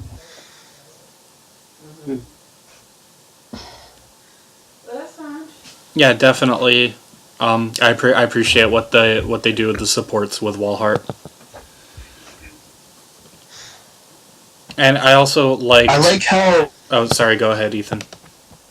Oh, thank you. For the most part, like the characters, that you get in like the dead characters, let's say, they're the ones that are. They're really what's the word? They're really. They stick with their character, like for the most part. Like, but like. There's a couple that don't. Like, there's Gangrel's reaction to losing is kind of makes sense, right? I guess Emeren's big fall knocked some screws loose. That makes a bit of sense. Walhart's makes the most sense, in my opinion, which makes it a lot stronger. Like, he's struggling to come to grips with, like, back to my previous point a while ago, like 12 minutes ago, he, basically he's trying to come to grips with losing against Crom twice. And it completely shakes and rattles his character, which leads to one of the best written single support conversations in Awakening. It gives a lot of depth to his character. I guess I'm trying to find the words here. He's easy to feel sorry for, and it's also easy to understand why his character is the way it is. Which I guess we couldn't have had if those characters never came back. It also gave me a new perspective on Walhart, like during subsequent replays of the game, like just fighting him, kind of seeing what he stood for and what he's really like. He doesn't have any of those cutesy moments because he only has one support conversation. But no, they did his character justice, I think. Yeah, I agree. I also kind of wanted to touch back on what you briefly mentioned, Chloe, because I've said it like word for word before, is that the conflict Walhart has during the story with Crom is not about like their purpose, their ideology. It's their method for doing things, because Crom has at this point kind of latched on to Emeren's philosophy of like always strive for peace, talk things out if you can, whereas Walhart is more like one of the bosses says it very well, and I'm gonna just quote her on it because I like the way she puts it. It's of course, and I love how like that little interaction with the Crom and Walhart shows that Crom like matured definitely from the last arc. Oh yeah, for sure. He's trying to like follow his sister's footsteps and shit. And Walhart wouldn't even acknowledge Crom until Crom started like standing on his own 2 feet instead of just hiding behind Emeren's ideals. Yeah, definitely. So, the boss of Chapter 17, her name's Pharos. She, in her talk with Crom... Oh, Pharos, yes. Here's how she puts Walhart's ideology, and I really like it. She says, thinking plays no part in it. In words and deeds, a great leader takes hold of the heart, not the mind. I remember your sister possessing that self-same gift for inspiring others. That's not the part I wanted to talk about, but that's good too. She was going to say, Walhart is very forceful, so Pharos says, sometimes those who will not walk must be dragged along or pushed aside. So Walhart, in his quest for a perfect unified world to stand against the atrocities that Grima would bring to the world, he's basically like, if you're not gonna come and live in this utopia, you don't have a place in my world. And so he's very like harsh, iron fist, but his heart is in the right place, which I think is a really interesting kind of thing. Because Fire Emblem has a habit of villains. Like, Fire Emblem has kind of one of two major main villain types, so to speak. One that has a really good ideology, but horrible methods, or the ones that are just like super morally black and just evil for the sake of being evil. I feel like Walhart stands very well along the likes of like Arvis and Leon. Personally, are the ones I would compare him to. So, I don't know if you guys agree with that. I actually kind of never mind. What? Well, I said my shit about Walhart, so if anyone wants to like take over the next discussion, feel free. Yeah, I lost focus there. Okay, so I guess we'll just move on then. I feel bad for it. Sorry. yeah, So- I've got really nothing myself to say about Walhart. So yeah, Like, we already kind of talk about him. Whatever. I don't blame you guys because he is a Xenolog character, not exactly like an actual character in game. So Well, I mean, don't blame you. he's also like one of the major villains though, so there is stuff to him outside of that, which is good. But Yeah, so I guess we'll just I'm move still on. surprised. I'm still mind-boggled at the fact that he's a vegetarian. though someone in the comments on the stream did say that that Walhart is more Rudolph than he is Alm. Yeah, I can see that because Rudolph kind of had a very roundabout way of doing what he wanted to do, even though his like intention was very good. And so Walhart kind of has the same thing.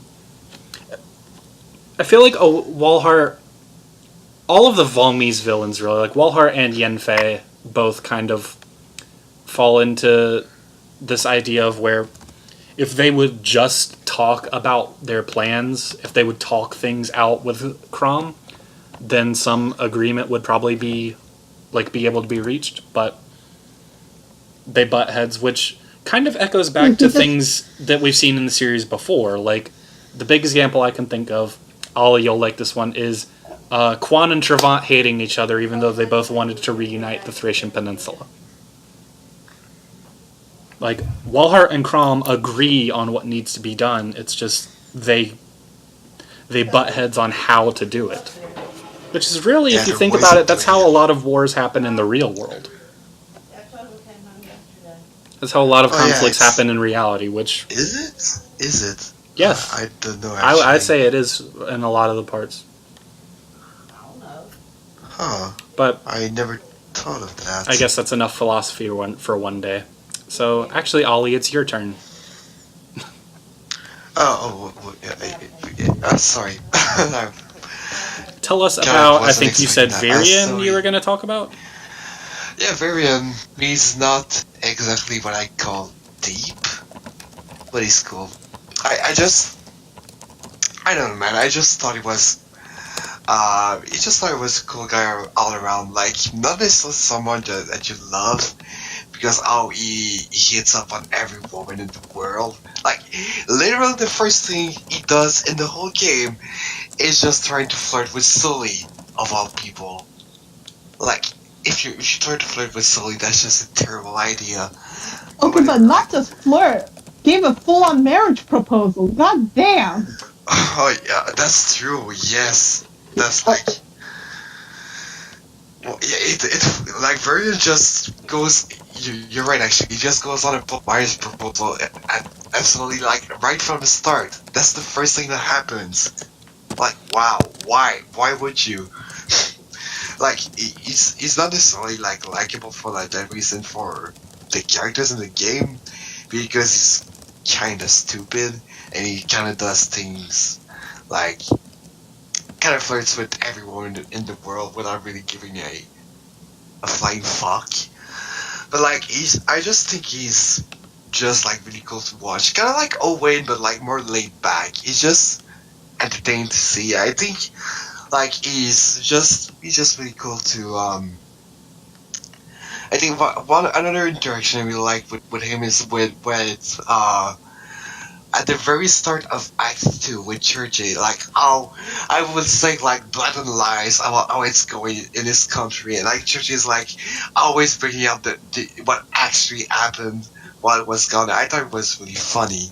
So yeah, I since like I think he's just like a cool guy, somewhat entertaining, but like not in the over the top way like it is. So I like him a lot actually. So yeah, just wanted to talk about him. What do you guys think? I'm not one for like flirtatious characters in general, but I do appreciate his support with Lydia. It shows that he's not just more than like a little degenerate catcalling little shit, but like an actual gentleman. And he helped out Olivia in a dance that she wanted to do, but she couldn't do because it was a double dance, like a couple's dance. So it shows that Varian had like some like it shows like his quote unquote nobility in him. And I can appreciate. That's very important there. I But like yeah. Varian. To bring up specific supports, I like his supports with Cherish because she teases him and she acts like he's being what he was set up to be when at the start of the game, like just an empty flirt who just like spouts off pretty nothings, but he shows that he took his role as a leader of a small country very seriously, and he really cared about the citizens that he presided over. And he was like really genuinely upset about everything that happened over in Valm, and he couldn't save everybody, and he didn't have power anymore, really. I mean, it's not for the sake of power, but like that he wasn't in a position to protect people anymore. I thought that was a really cool kind of thing, because it really contrasts what he was set up to be at the start of the game and kind of makes you wonder, like, what's the deal with this guy? He's seen some things. And I always tend to like characters that have more going on than the game really lets you in on, if that makes sense. Like I tend to like the characters in games that they don't always fully elaborate on everything that's happened to them in their life. They just kind of let some things like mull over.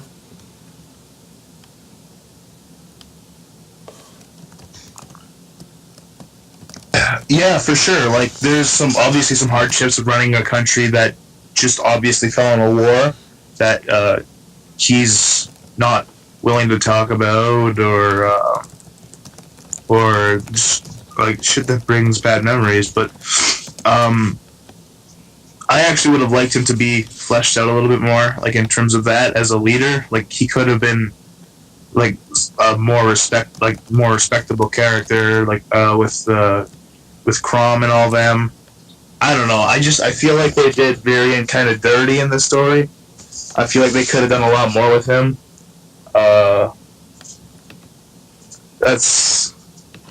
think he's criminally underdeveloped. That's really all I have to say about that. I personally like to think that sorry, go ahead. Oh yeah, so I think you're kind of right. Like, in the main story, at least, it doesn't really go much beyond his impression in the first chapter. Like, I feel like since he's nobility, they could have given him a bit more to him than what was given to us in the main game, at least. So yeah, I think you're right in that case. Yeah. So what are you gonna say, Chloe? I was kind of saying I feel like his flirtatious like attitude, I guess, little facade to like hide how much stress that he's gone through with the little Razan incident, I guess. I mean, in the second half of the game, for sure. First half, that's a facade. Like, it's kind of what he is, I guess. Second half of the game, I guess he just kind of uses it as a facade. If you like look at just supports in the second half of the game, I guess. Oh no. What about you, Christian? So pretty much going back to the massive flirt thing. Do we as far as we know, we don't really hear much about Virian's family, do we? No, we don't. Not really, no. And We don't really know much. And also, doesn't Virian, is it just me or is Virian kind of one of the older members of the party? Like, it might just be the hair. I guess he is. Well, so with that, his flirtatious personality might also come off as desperation in a way to keep his, like, family line going. Because, like, he's getting older. He might be the only, like, the last person in his generation if he doesn't find someone to produce an offspring with. So he probably does his best to flirt to try to get a woman's attention because he needs to preserve his bloodline. Just a fan theory thing. I think he's. Well, that makes sense. Because, if you're getting older in age and you don't have an heir and you're like a leader of a country, wouldn't you be desperate and start doing desperate stuff like trying to flirt and propose to a woman the moment that you meet them? Yeah. If you're really getting that desperate. He doesn't strike me as that old, to be honest. I think he does it, I don't know, because I think he just flirts with people just because he's like that kind of guy. We all know that kind of guy. But, that could very well be the case. I interpreted it as like a kind of way for him to mask his anguish over being ousted from his kingdom and not being able to do anything about it. Yeah. That's the way I looked at it. Okay, well, speaking of, when you mentioned him being like one of the older characters, is it maybe his concept art? Does anyone know one of Virian's concept art? No, I haven't seen it. Like one of his original hairstyles. Oh, I see. I looked it up. Yes, I see one of his original concept art. I'm sending it for those who haven't seen it. I actually own the art book, so I've seen the concept art. Yeah, I have to. But oh my god. This is different. Yup. Hold on, for all you people watching on Twitch, let me send y'all the image link. Yeah. Click on it and look at the one on the right. Yeah, he's really strange. Like he really looks like he belongs to our world, but from the colonial times, 18th century or something. It's really strange. 17th, 18th century. Yeah, it's odd, really odd.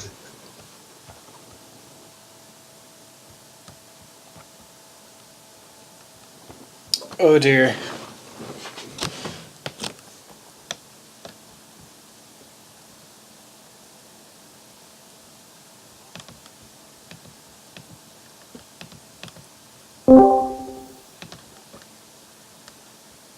Okay, so I have no idea what just happened there. I was gonna ask, if you leave the stream or if you leave the call, does the stream still hear our voices, or I don't think they would. But I'm back now. Okay. Yeah. This is a bit awkward. So,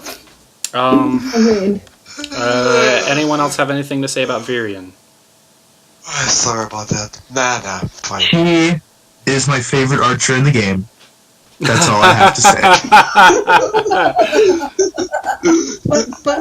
but Noir. Oh yeah, Noir exists. You heard the joke, goddammit.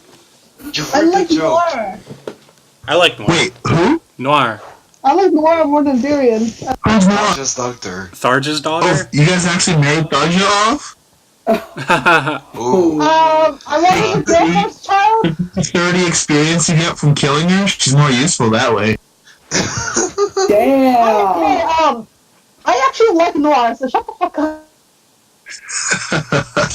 Maybe I wanted her. God damn. Well, Noir is alright, but like, I feel bad Noir's for me. guys. I kind of feel bad for guys, so I paired her up with guys. Because I wanted Noir to get careful. oy, sorry about that. Oh man. So anything else on Virion? Anybody? Sorry, I was being bothered by my brother, so I missed something. What were you guys saying? Virion is the best archer in the game. Anything definitely else? the best. I mean, well, like, oh yeah, right. North is like okay, but she's not really worth breeding target for. So, nah, it's not worth it. I agree there. Good one. I think we can move on now. Okay, so I guess that leaves Sorry. me, and I think everyone knows who my favorite character in this game is. The Leaf Guard in the Einherjar area. Yes. That was really bad. It was the worst. I'm sorry. That wasn't funny at all. That was bad, and you should feel bad. No. I'm That's sorry. why you should feel bad. Kidding. No, my favorite character in Awakening and my favorite character in the entire series is Severo. Haha, lol, tsundere, haha, Ha haha, ha ha. ha, stupid baka, ha ha, lol XD. I'm out. There's. Did he Oh. actually leave? Goodbye. Goodbye. Oh my god. You've heard of Sandere, but what about a girl who just doesn't like you? Yeah, he's That's back. Severo. So, the thing that stands out about Severo to me, or really stood out to me first, was, well, the abrasive attitude. She is very bitter towards her mother, because, and from her perspective in the future timeline, Cordelia left to fight for what mattered, which Severo thought meant Crom, because everyone knows Cordelia has that crush on Crom. So, that's actually kind of dark, Anyway. like right off the bat. Because, like, the other kids in Awakening are, like, they're really happy to be back and see their parents again. They're really, like, really... Oh yeah, they definitely are. Every single one of them. Except for Severo. Yeah, Severo, true. from Very her true. perspective, Cordelia chose Crom over her, and left her all alone. So, and on top of that, when she was alive, with how, like, Cordelia has this reputation for being perfect and, like, mastering everything, and she does that in her supports too. Cordelia, like, masters everything really quickly that she asks other characters to teach her about. Like, she makes her own frickin' javelin. So Severo had to compete with that. Severo was always compared to her mother, and people always thought she came up short. So she developed this really crippling inferiority complex. That's why that's part of why she's so bitter. Relatable. Is because Relatable. she always thinks, yeah, it's very relatable. That's why I love her so much. Is because I lost my train of thought. Words. So she always thinks people are judging her and comparing her to her mother, and she gets really, really upset when she can't do something. But in her talks with her mother, she grows out of it a little bit. She grows to understand, like, yeah, her mom really did care about her. When her mom said she was going to fight for what mattered, she meant Severo, not Crom.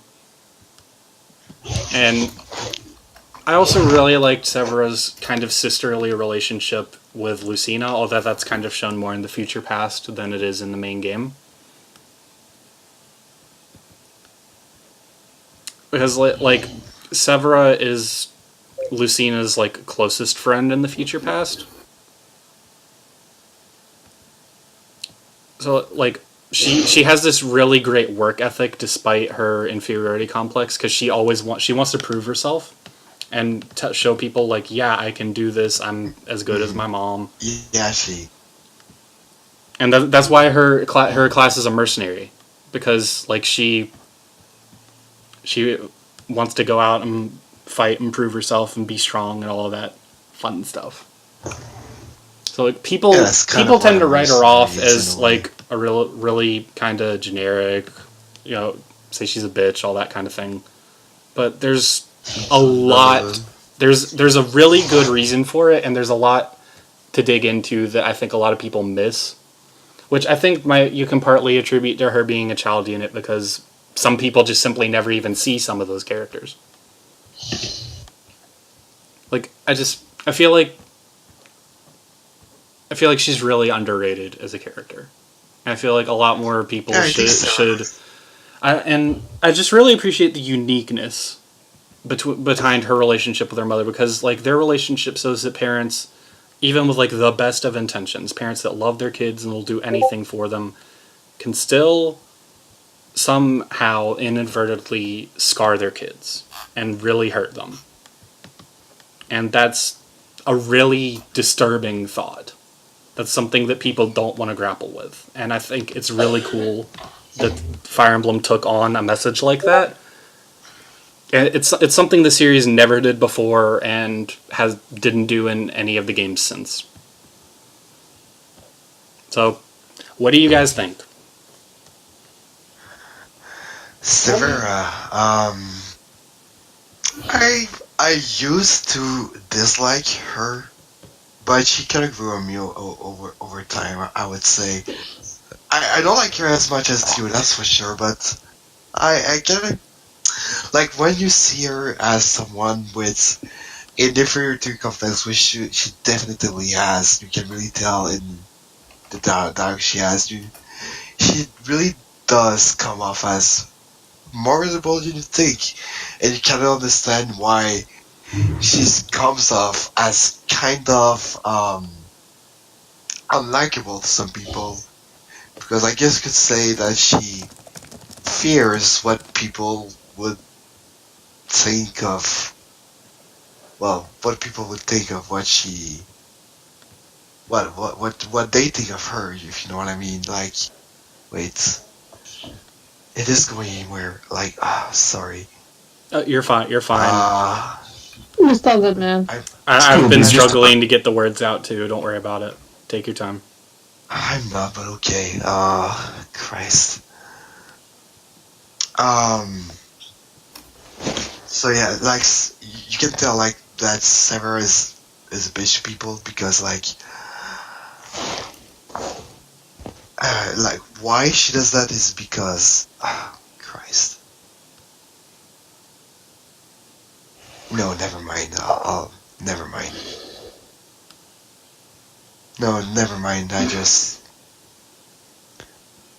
Okay, so, what do you think, Chloe, what do you think of Severa? Okay, yeah, Severa, she's one of the Cinderella. I guess you could say she's a Cinderella trope type, and I'm not really too fond of it, but, like, she definitely did grow on me over time, and I like using her as a unit as well, like her support conversation with her family, the little sisterly relationship she has with Lucina as well, I really enjoy. And, like, her dynamic with, like, Inigo in a way, and is pretty nice as well. Overall, I love her design as well. Like, her outfit's, like, pretty, like, combat. I don't know what I'm saying. I like her design as well, like, appearance-wise.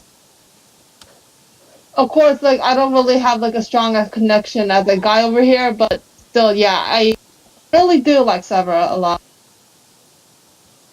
The thing that I remember best with Severa is, you guys ever play Lunatic? Yes. No. Not Plus, but Lunatic, yes. Okay, well, I haven't managed to beat Lunatic Plus, the paralog yet, but for Lunatic, her recruitment chapter was the hardest thing because she remains an NPC for the entire level. Mm-hmm. And while I was doing the recruitment chapter for her, I didn't have access to my 3DS that had all the DLC on it. So it was a no grind run. And that level made me restart probably 50 times. She would always run into danger and get killed by either a mage or or she would or her movements would get one of my units killed. But yeah, aside from that, I really liked her character at first. I liked her support conversations, pretty much the same reason that you guys have said. My enjoyment of the character just kind of stagnated a bit. It went down and down, and I feel really neutral on her, overwhelmingly neutral on her. She's one of those characters that you either love or you don't. I see, and some just a few people hate her. I don't think she doesn't have as many haters as one would think, but she definitely has a fan base. I hate the game designers for giving me that lunatic map. And apart from that, yeah, that's pretty much Severa in my experience.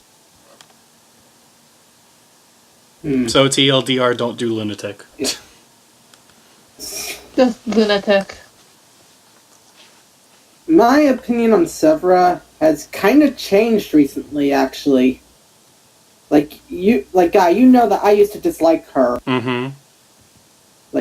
Pretty much, right? Mm-hmm. I know. I can't hear you, Guy. Yeah, I know. Yeah, Guy, kind of cutting off. Oh dear. Yeah. Yeah. Anyway, but recently I've come to like Severa mostly because, again, thinking of, again, a lot of my reasons for liking characters are both based off, actual in-game stuff and thinking about their life in, their timeline, the original timeline, headcanon stuff, but you know what I mean. So, say, for example, because, we've explained that Cordelia pretty much, left Severa alone to go assist Crom. Yeah. But at the same time, say you married Frederick to Cordelia. Well, according, supposedly timeline, mind if I go into, some theory territory here? Go for it. Or would that be too long-winded? Talk, man. We don't got no time limit. Okay, yeah, just go for it. Anyway, so say you marry Cordelia to Frederick. Well, Crom died. If we're going off of the premonition of the game where Robin betrays Crom, then Crom dies when Lucina is a baby, or a toddler at the very least. So that would leave either Lissa, or Frederick to take care of, to train Lucina. So with that, say Frederick is Severa's dad. And Frederick also has a loyalty to Crom and to Crom. So with that, there could also be that baggage. There could also be that fan theory baggage of Frederick ignoring Severa to train Lucina. Because you never see, another thing I noticed with Severa is that she does not have a support with Lucina. She doesn't. Which I thought was pretty interesting. I think that shows just how much a contempt that she has for Crom and his entire family. Because, at the very least, her mother abandoned her to serve that family. And with that, it allows, how with most abandoned children, it gives them a more right to be to not to be offensive, but bitchy. Allows them to be a bit more bitchy.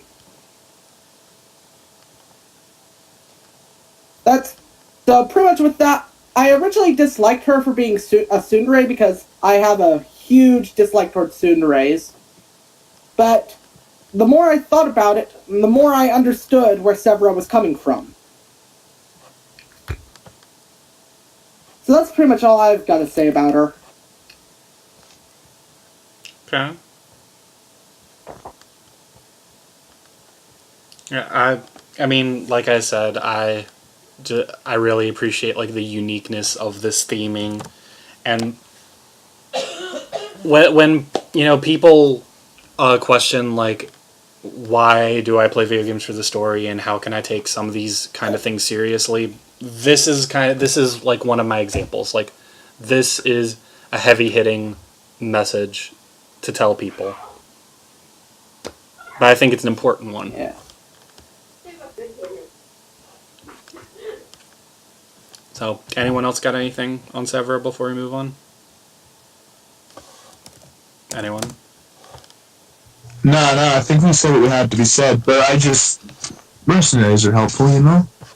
She's a great unit, I think. Oh, she's a fantastic unit. I mean, mercenaries are really good in Awakening. Arms thrift for the win. She definitely outclasses, like, Gregor and Inigo, just because of the parents. But, yeah. Well, plus she can, get Gale Force without needing to inherit it. Because she can get it on her own.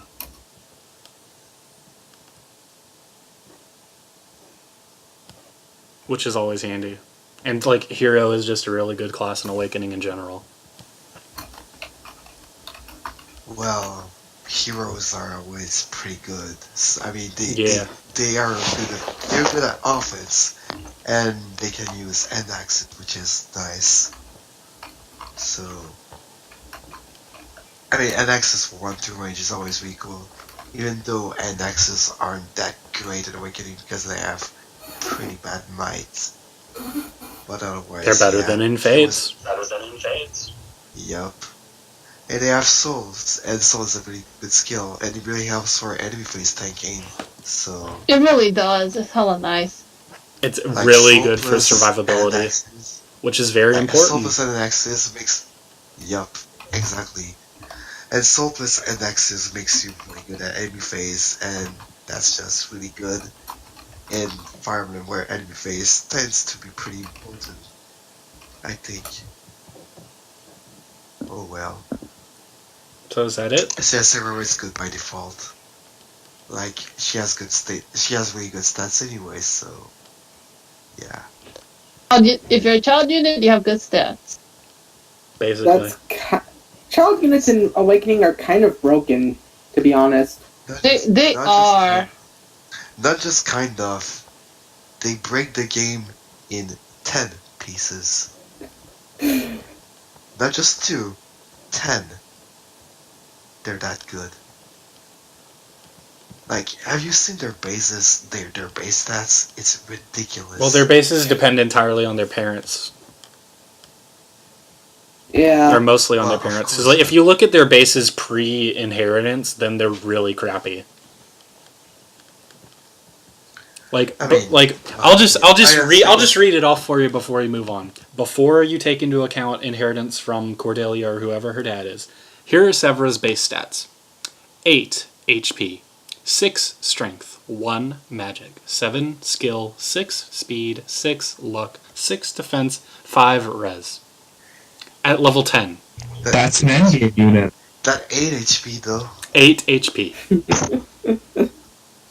Gucci. That 8 HP is OP. Oh yeah. That's less than half the HP Olivia has. Oh, that's crazy. Doesn't every character in Awakening, like in the promoted class, have to have 80 HP? Yeah, the max HP in Awakening is 80 for a promoted class, while unpromoted is 60. Yeah, 60, that's how it usually is, and that's how it is in most games. Yeah. Except Fates, there's a HP limit for like each class. Yeah. I thought Fates was just 60 flat. Nope. Fates. Some class have lesser HP. I think the only class that reaches 60 HP is the Berserker class. I believe so as well. Today I learned. Well, I only played Fates like once each path, so. Yeah. But yeah, so This is something I noticed because I only maxed out my Corin, like I reclassed my Corin to other classes. Anyway, we're derailing! So, if that's it, then I Derailing. guess we'll start to wrap up. I had a few more discussion questions before we did some Q&A, and then end it off. Alrighty. So, Sure. Alright. first, Let's do this. I have 3 discussion questions for you guys. So the first one. This game is an indirect sequel to the Arcanea and Valencia games. Does Awakening enhance or detract from your reading of those games, or vice versa? May I? I'll let you go first. All right. If you ask a certain someone who is known for an ardent profile picture, he'll say Awakening ruins Arcanea. But in my opinion, I see them as completely separate. Like there are references here and there, and like there's the maps are mostly similar, if not the same. But they feel like completely separate entities in the series to me, because like of all the like just different gameplay and like kind of a different direction with the story, I guess, and the fact that it's broken up into 3 paths, which FE1 doesn't really do. I feel like Fates is only related to Arcanea just by name. I feel like it has enough differences where it's really not it would never like detract or enhance any of those games for me, unless there was like Marth. There was like actual Marth that came like from the past, I guess. But as we know, that didn't happen. Okay, and I can see that.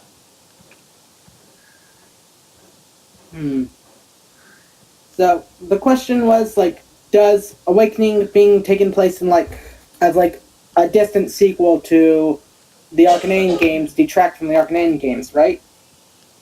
Yeah, does Awakening enhance how you read Arcanea and Valencia, or do they enhance how you read Awakening? To me, it's kind of neither. They kind of don't really affect each other, to be honest. Like, in my opinion. Like, Okay. I know that's kind of a boring answer, but that's just how I feel. Like, I kind of feel like if they decided to, like, after they made the script retcon, like, or, like, change the script to make it so that Elis and Valm were their own continents instead of doing, like, them being, like, the evolutions of Arcanea and Valencia.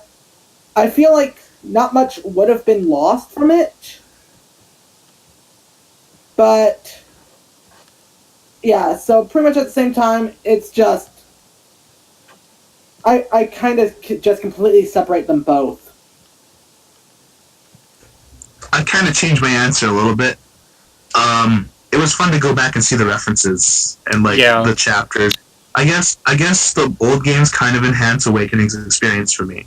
Yeah, we kind of touched on that earlier, and I was going to say that for myself. Like, I like Awakening as it is. I loved it the first time I played it, and it was the first game I played, so I didn't get the references. But going back to it after having played all of the others, I felt like it was a better experience, and I loved all the little details they put in.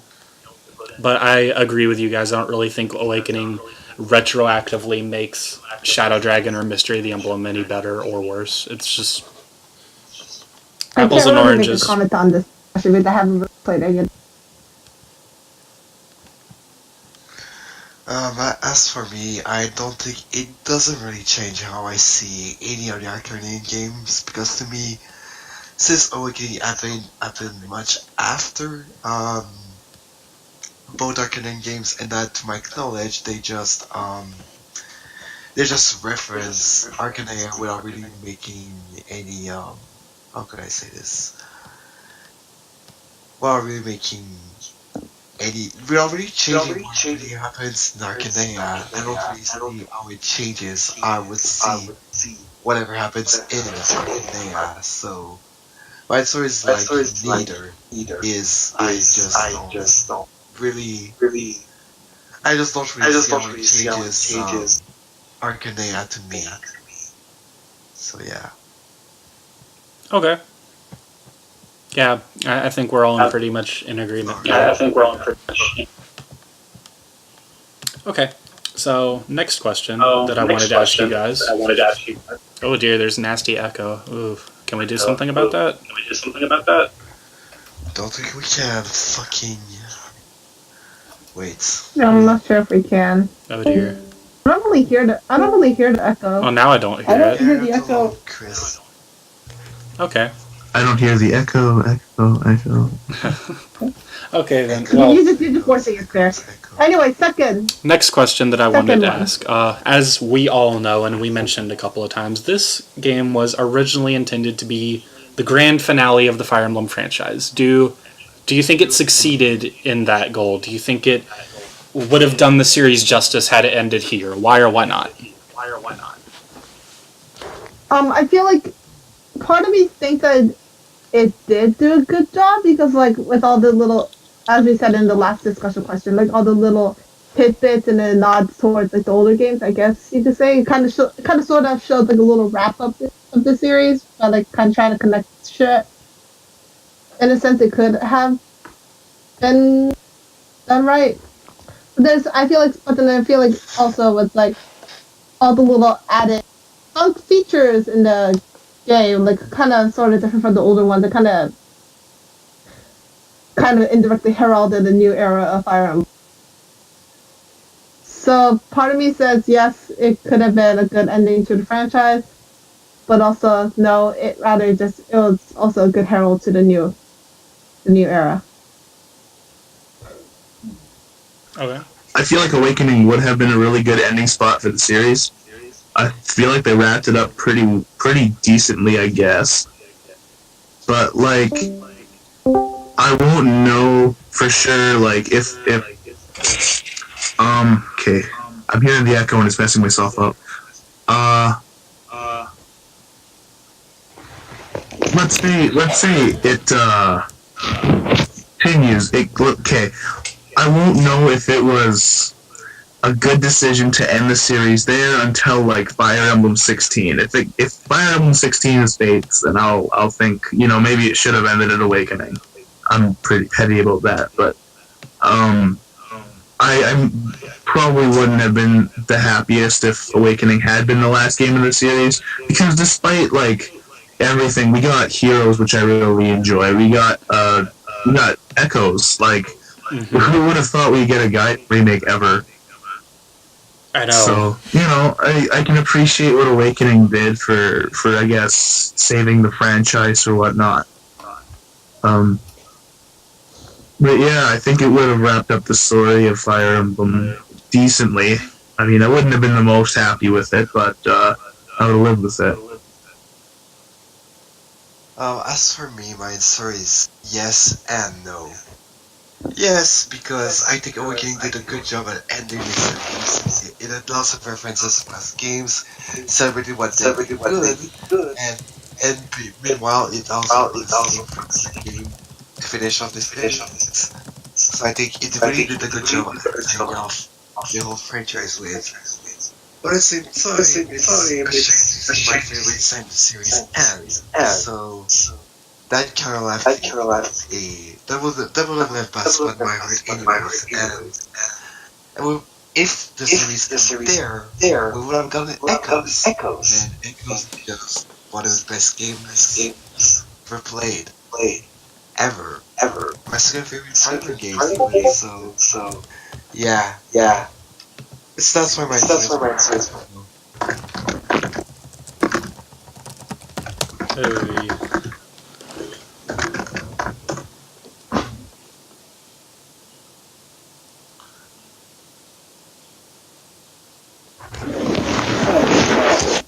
Yeah, I don't know what to do about that echo. Clue, what do you think? What's your answer? To answer to the second discussion question, I already did. I was like the first one to say it anyway, so I already said my point on it. Oh, Right. Sorry. so It's okay. It's all good. I think I'm the only one that hasn't spoken about it yet, right? Yeah. Probably. Yeah, you're the only one left. Okay. So, pretty much, if the series ended here, I wouldn't have been disappointed. I mean, I'd be sad the series is over because it's part of my childhood and everything. But it would have been a good game to end on, especially because in hindsight, after playing all the Fire Emblem games that are out right now, that it's a good it gives good callbacks to older games, like good fan service, like pretty much every pretty much every location for the most part is an old location from the Fire Emblem series, like the Spirit Forest, the map the map from Gaiden that's used in Inigo's map and all that. Pretty much making a great swan song of a game. But the fact that the series is continued, I still like, even despite the hiccups like Fates or Tokyo Mirage Sessions.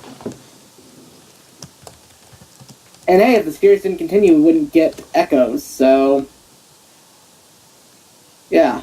Exactly. Yep. And Heroes. Yeah, and I do like Heroes. Definitely. So for me, like Heroes too. I've already wasted $300 on that game. I wasted 0 and still got told to you. F2P BTW. That's where 275 of my dollars went to the genealogy banner.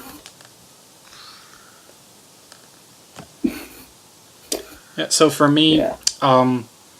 knowing what I know now, I'm glad that this wasn't the end, but if it had been, and so Echoes just wasn't a thing and we would have never known it would have been, then I think I would have been kind of okay with it. Because, I love most of the games that came before. It depends on how you look at it, for me. Because, I love Echoes. It's one of my favorite games in the series, but, if it hypothetically was not going to happen, and we never, knew it was going to happen, we couldn't be upset about it. So we couldn't say, oh, well, I wish they'd kept going and done this, because it wouldn't have been a thing. Yeah. But, yeah, I'm glad we get more Fire Emblem. But, yeah, despite all the problems with it, I still had fun playing Fates, and I do like Heroes, I love Echoes. So, I have to say I'm pretty glad that this wasn't the end. Agreed. Fates may have been a mistake, but I hope they learn from their Well, mistakes. see, even then, though, just to touch on that real quick, is Fate still had a lot of good ideas behind it. It was just, it had problems with its development cycle and the way it was written out. But there were a lot of cool things that went behind it. So, even... Yeah, it had a lot of potential that it didn't capitalize on, I find. Yep. So even then, I still have to say, I'm glad it happened. Okay. So then my last question for you guys before we do some Q&A and head off is, a lot of people tend to think this game is one of the weaker entries in the series. I personally put it in the middle of the pack. So, and we all agree, at least a few of the games before it were really strong entries. My favorite is FE5, Ollie's is 4, for example. So, with all of these other strong games in this franchise, what makes Awakening special to you? What makes it worth coming back to play Awakening over all of the others? So, what makes Awakening special to me is pretty much, for me, it reads it gives a new way to play. Sorry, I'm trying to word myself here, but pretty much it does play a lot differently than most of the previous games but it doesn't feel un-Fire Emblem-like. So like it's got the new, so you've got like the new mechanics, like the admittedly broken pair up, which I've always liked the idea of, and you even got like a bit of a dating sim aspect, which I'll admit at the time when I first played it, being a teenager and all that, I really loved that aspect. Same. Big same. Like being that one guy who's just like afraid to talk to people, I liked that aspect. But and I forgot the question mid-question.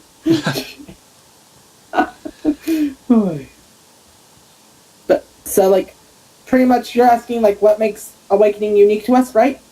Yeah, basically. Yeah.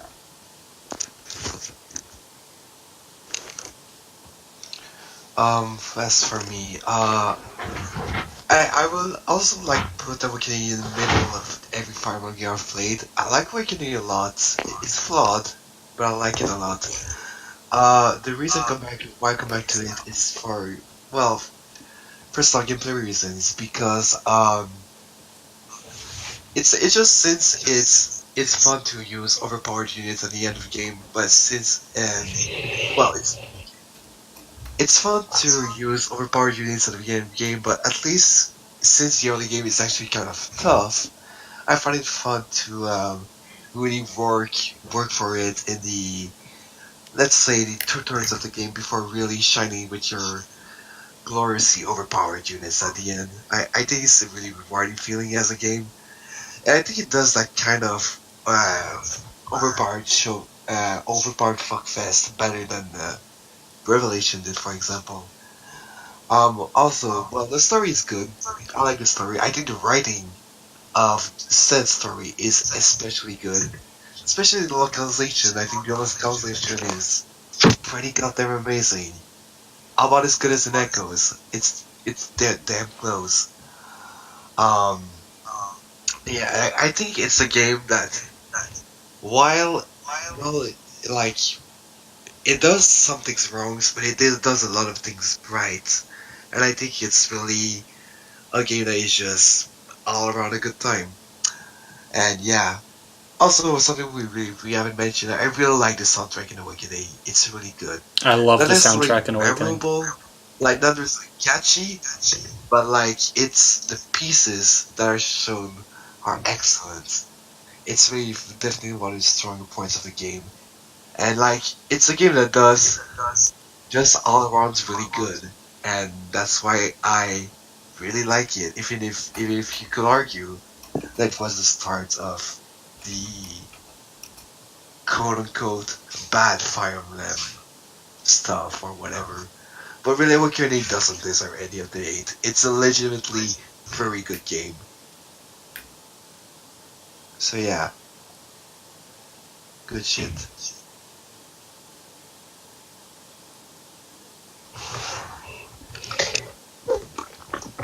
I guess I'll start my part.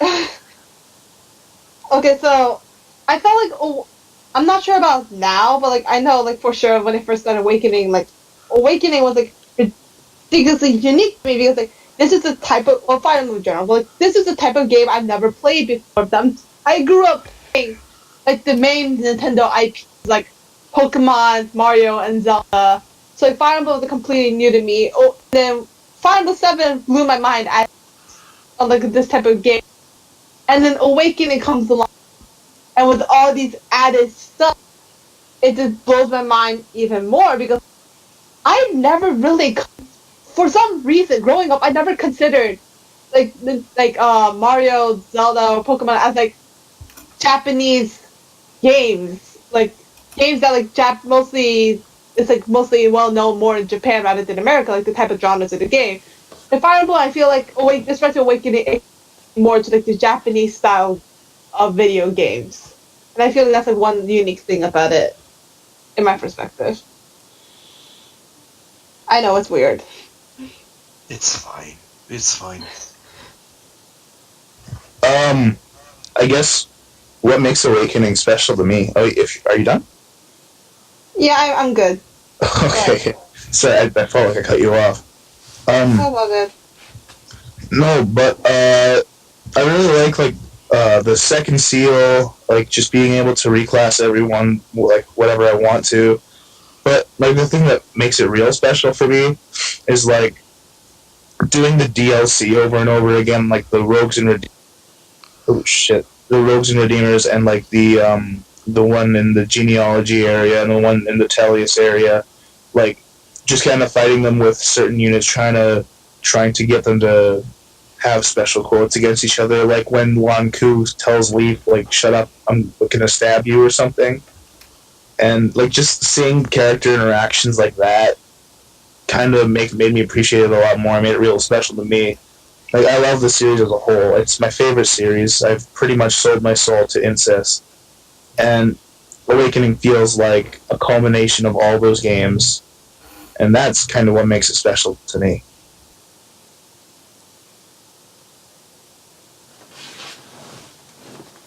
Okay.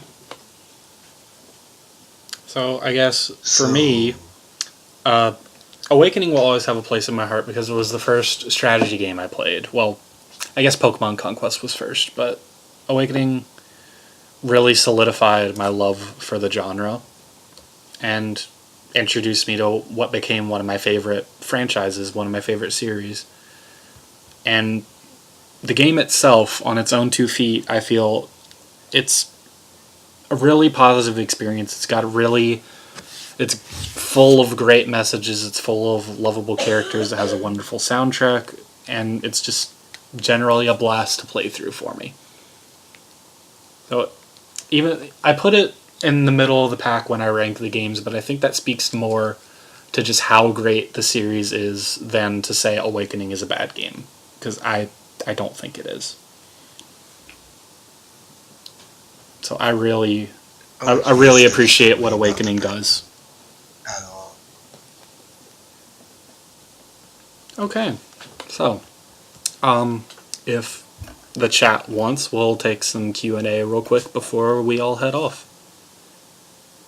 Sure.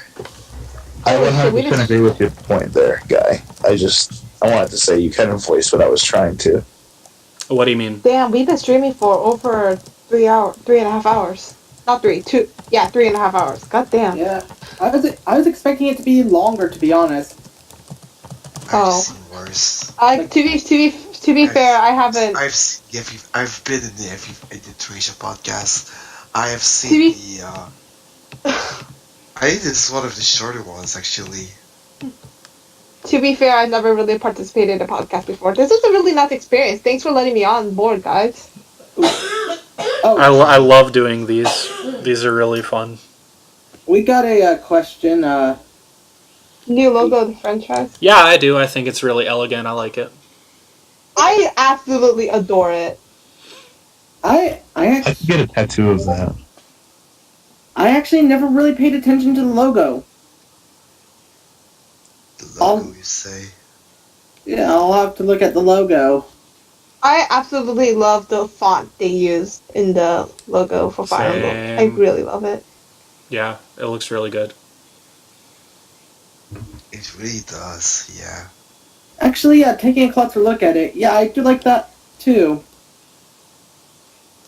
Do you feel it's unjustified that Awakening is lumped together with Fates, especially regarding the fan base? Yes, absolutely, because Awakening is a lot... Well, it's not even just that I think Awakening is better. I also think it has to do with, if you look at things from, like, a game's designer's perspective, like, why does this mechanic exist? Why is the story element here? That kind of thing. Awakening gives purpose to everything it does. Even, like, the things that, like, maybe aren't so balanced or great, like, we all know pair up is a really broken mechanic, but it ties into the game's theme. I mentioned that really early on. Whereas Fates pretty much only does a lot of things because Awakening did them and people liked Awakening. Like, Fates had no reason to have the pair up system, the child system, that kind of thing. And the characters that were rehashed for Fates from Awakening were literally just chosen by popularity polls. So, like, yeah. I think it's real. I think Awakening gets a really bum rap for being lumped in with Fates like that. It does. I agree with this. Like, I think the difference is that Awakening actually had a lot of heart put into it. It helps that it was possibly the last game in the series, so they probably went all out with their creative thoughts and whatnot. So that could have been why Awakening felt like it had a lot more heart put into it. But it shows because Awakening had a lot of great quality with it, unlike Fates. So yeah, the Awakening just gets way too much hate, and it just makes me sad, really sad, all around. Agreed. I personally don't. I don't think Awakening deserves to be lumped in with Fates. Sure, they're both the first two games of the 3DS era, but here's the thing, like, Awakening looks like it feels like it has effort put into it. Like, sure, there's a lot of messy mechanics, like again, the aforementioned pair-up, the broken children, but it at least shows effort, unlike Fates, where like they put, and the story even has more effort, but like unlike with Fates, where it's just like they put the focus into the wrong stuff. Like, instead of focusing on the story for Fates, they focused on the face petting bullshit. Yeah, I feel like Fates is hella rushed. Well, see, I think the problem more so with Fates was because Fates they put a lot into it too. It's just they tried to do 3 games at once. I don't really feel Fates is rushed, to be honest, as much as they had a different focus. I don't think it was rushed. I just think the biggest problem was they tried to develop 3 games in one, which stretched their resources thin. And Intelligent Systems is not a big company. It has never been a big company. It's not. So, like, I feel like what really happened was they wanted to deliver like a really grand experience after Awakening, and they just during development they just kind of collapsed in on themselves. The project was too big. They could not have done that. It was way too big. I mean, it had a lot of potential. It just didn't work out that great. But I say this, in the discussions, on the groups all the time. But I feel like Intelligent Systems has, I hope at least, I feel like they've learned from what went wrong when they were developing Fates, and that I have hope for the next game that they'll really do what they want to with their ideas, and it'll succeed. Personally.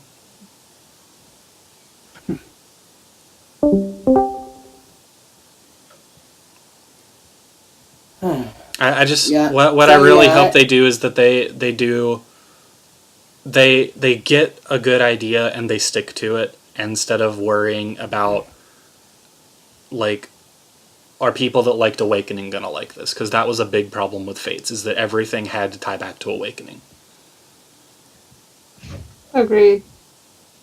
So I really hope they don't keep doing that.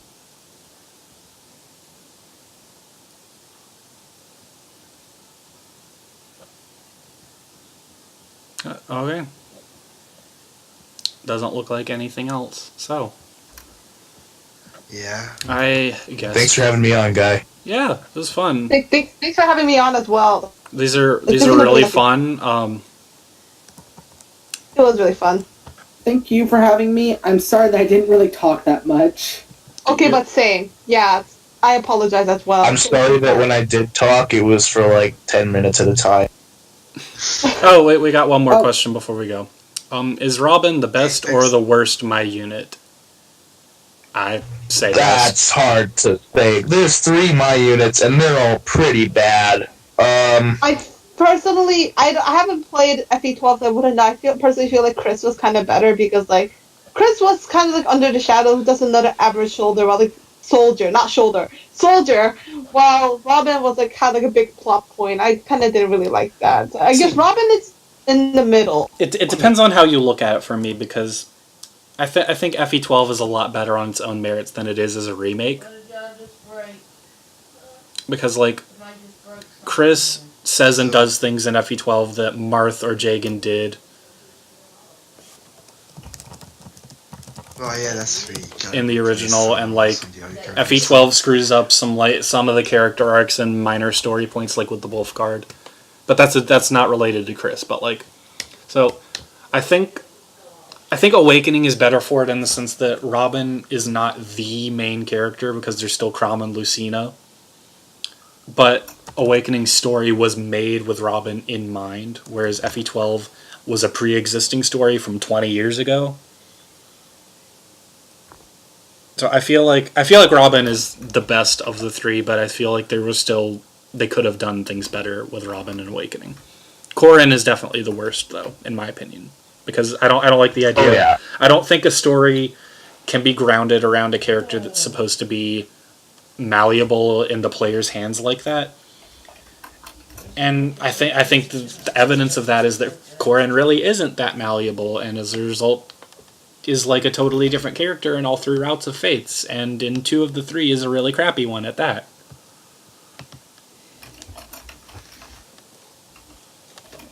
So I would say Robin, Chris, Corrin. For me, I've not really played Fire Emblem 12, so Robin is best. But I've not played Fire Emblem 12, so I don't really feel like I'm fair to really criticize or really say my piece on it. Chris's edition wasn't the worst thing in the world, but like, I don't know, he felt unnecessarily bland to me. It felt like he was, well, I mean, if I said it, he felt like a self-insert, that'd be like, literally, like, he's a self-insert. But like, I feel like they executed Robin way better than they executed Chris, even though like he was a little bit heavy on the plot side, which I wasn't a big fan of. But I do like the customizable options of the Fire Emblem 12 avatar more. Like, I like how you're able to pick your own class and, just stuff like that. I like that a lot more, but I kind of liked Robin's plot involvement and his supports a lot more than Chris's. So yeah, I go Robin is the best, then Chris, then Corrin. I think what you just said is fair. As for me, I think Robin is a better one, story and character-wise, but I think Chris is better in the gameplay department since he can have his own custom class right from the get-go, and it just makes him more customable, and that's nice. I mean, well, I haven't played FE12, so I can't really comment on Chris' action in the story, but yeah. Right. Wait, we're forgetting the best. We're forgetting the best avatar. Mark. Oh.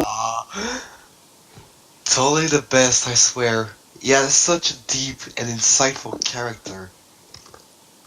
He really is. You forgot about the engaging gameplay experience he offers. I'm like, I love when people make that joke about Mark, or people are legit serious about how, like, I've seen people legitimately serious about Mark being the best avatar. But like, you can literally skip making Mark, so it's like. How to really plan.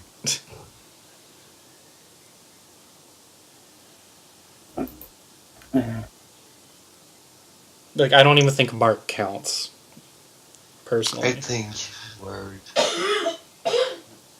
Marcus Morgan. Yeah. Well, I mean, that is Morgan's Japanese name, so. Have you guys heard that theory? Yes. Well, I mean, if you want to sit this out for another hour, I can bring this theory up. No. I know which theory you're talking about, and I actually theory. Because I have. Is it the theory where like Morgan gets like outrealmed into Alib and like becomes Mark? Okay, Robin's wife, or Robin, depending on what your avatar is, gave birth to twins, Mark and Morgan. Mark went to the wrong deep realm, and he's the main character. He's the MC or the MU of Fire Emblem 7. That's pretty much the gist of the. But deep realms aren't a thing in Awakening. I think he means Outrealms. Yeah. I disagree with that theory. Not the twins part, but the mark being FE7 mark theory. But I like to dream. My theory is more of a dark, to be honest, involving more like kind of like FE4 with Julius and Julia in a way. So like, because time travel's a thing in Fire Emblem Awakening. Like, let's not forget that time travel is a thing in a way. So like, and have all of us played the Future Past DLC or whatever it's called? I have. I have. Nope, I have no DLC.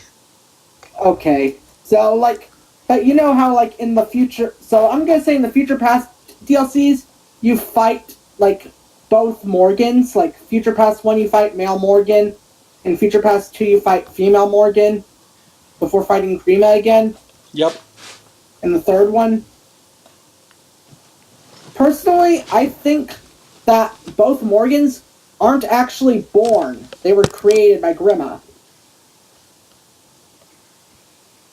But I'd be here for like 5 hours if I went into my theory about But that's just a theory. A game theory. Thanks for watching. Bye. Shut up and leave. Not. No, we're not ending on the fucking game theory joke. Can we not? End it now.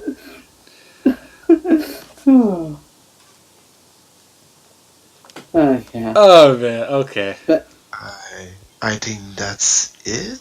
I think that's about it. Anyway, that was a lot of fun. Thank you for taking 4 hours I up. believe so. Thank you Yeah, for thanks 4 for hours watching. of your lifetime. I will never get those 4 hours back. You will never get I those tried 4 to hours back. say think and save. So, well, this was fun, and Guy, I guess I'll be back for the Shadow Dragon podcast, whenever that is. Yes, you will. I am now going to attempt to beat the paralog of Lunatic Plus. I'll see you guys in a week. See ya. Good fucking luck. Good I'm luck. not sure. I'm not sure if I'm going to be participating in other podcasts. I'm not sure. I haven't really played other games as much, nor what's really involved in other games. But like, thanks for letting me into this one podcast. Happy to Yeah, have Guy, you. if I've played all of them, so if you need anyone else, that's... Oh, like, if you need most of them are already just a done. yeah. Grant is in charge Give me of Radiant Dawn, and that one already has a full listing. So the only ones that are left are Shadow Dragon and Fates. And we're not doing Fates. Hey, Fates. Fates. We're not doing Fates. Should we do like a separate podcast for like each game? I mean, Or just we make we a could, final but podcast like, bash Fates. yeah, I mean, it would I feel like basically we end should up ask- it would just be 4 hours of us just sitting. Well, this could have been good, but I This guess game so. did it better. Because like Birthright is the only Fates game I actually finished. But we Fuck should, the Yeah, other don't two. bother I finishing the other tried. one. you don't Fuck the bother. other two. I tried. I couldn't. Don't Not bother. only because I hated the gameplay, but I hated the story, so there was no point in me doing it. I literally could not, I played Fire Emblem Fates, but each route, I was like, after each chapter, I just had to put the game down and leave it for a week, because I was just like, this is the most boring bullshit I've ever played in my life. I actually really liked Birthright while I was playing it, Yeah, and then later I liked- realized it wasn't that great. But still, Conquest and Revelation can go die in the ditch. I think for each game I play, I always enjoy the first run-through. But for Fates, it was only like, I kind of enjoyed my first run-through of Conquest. I kind of enjoyed my first run-through of Birthright. And then Revelation came around, and I took a while to beat that one. It's just, it wasn't for me. But yeah, we should do a podcast where we just shit on Fates for 4 hours. I'm down for that. Okay, I am honestly down for that as well. All right, we'll do it.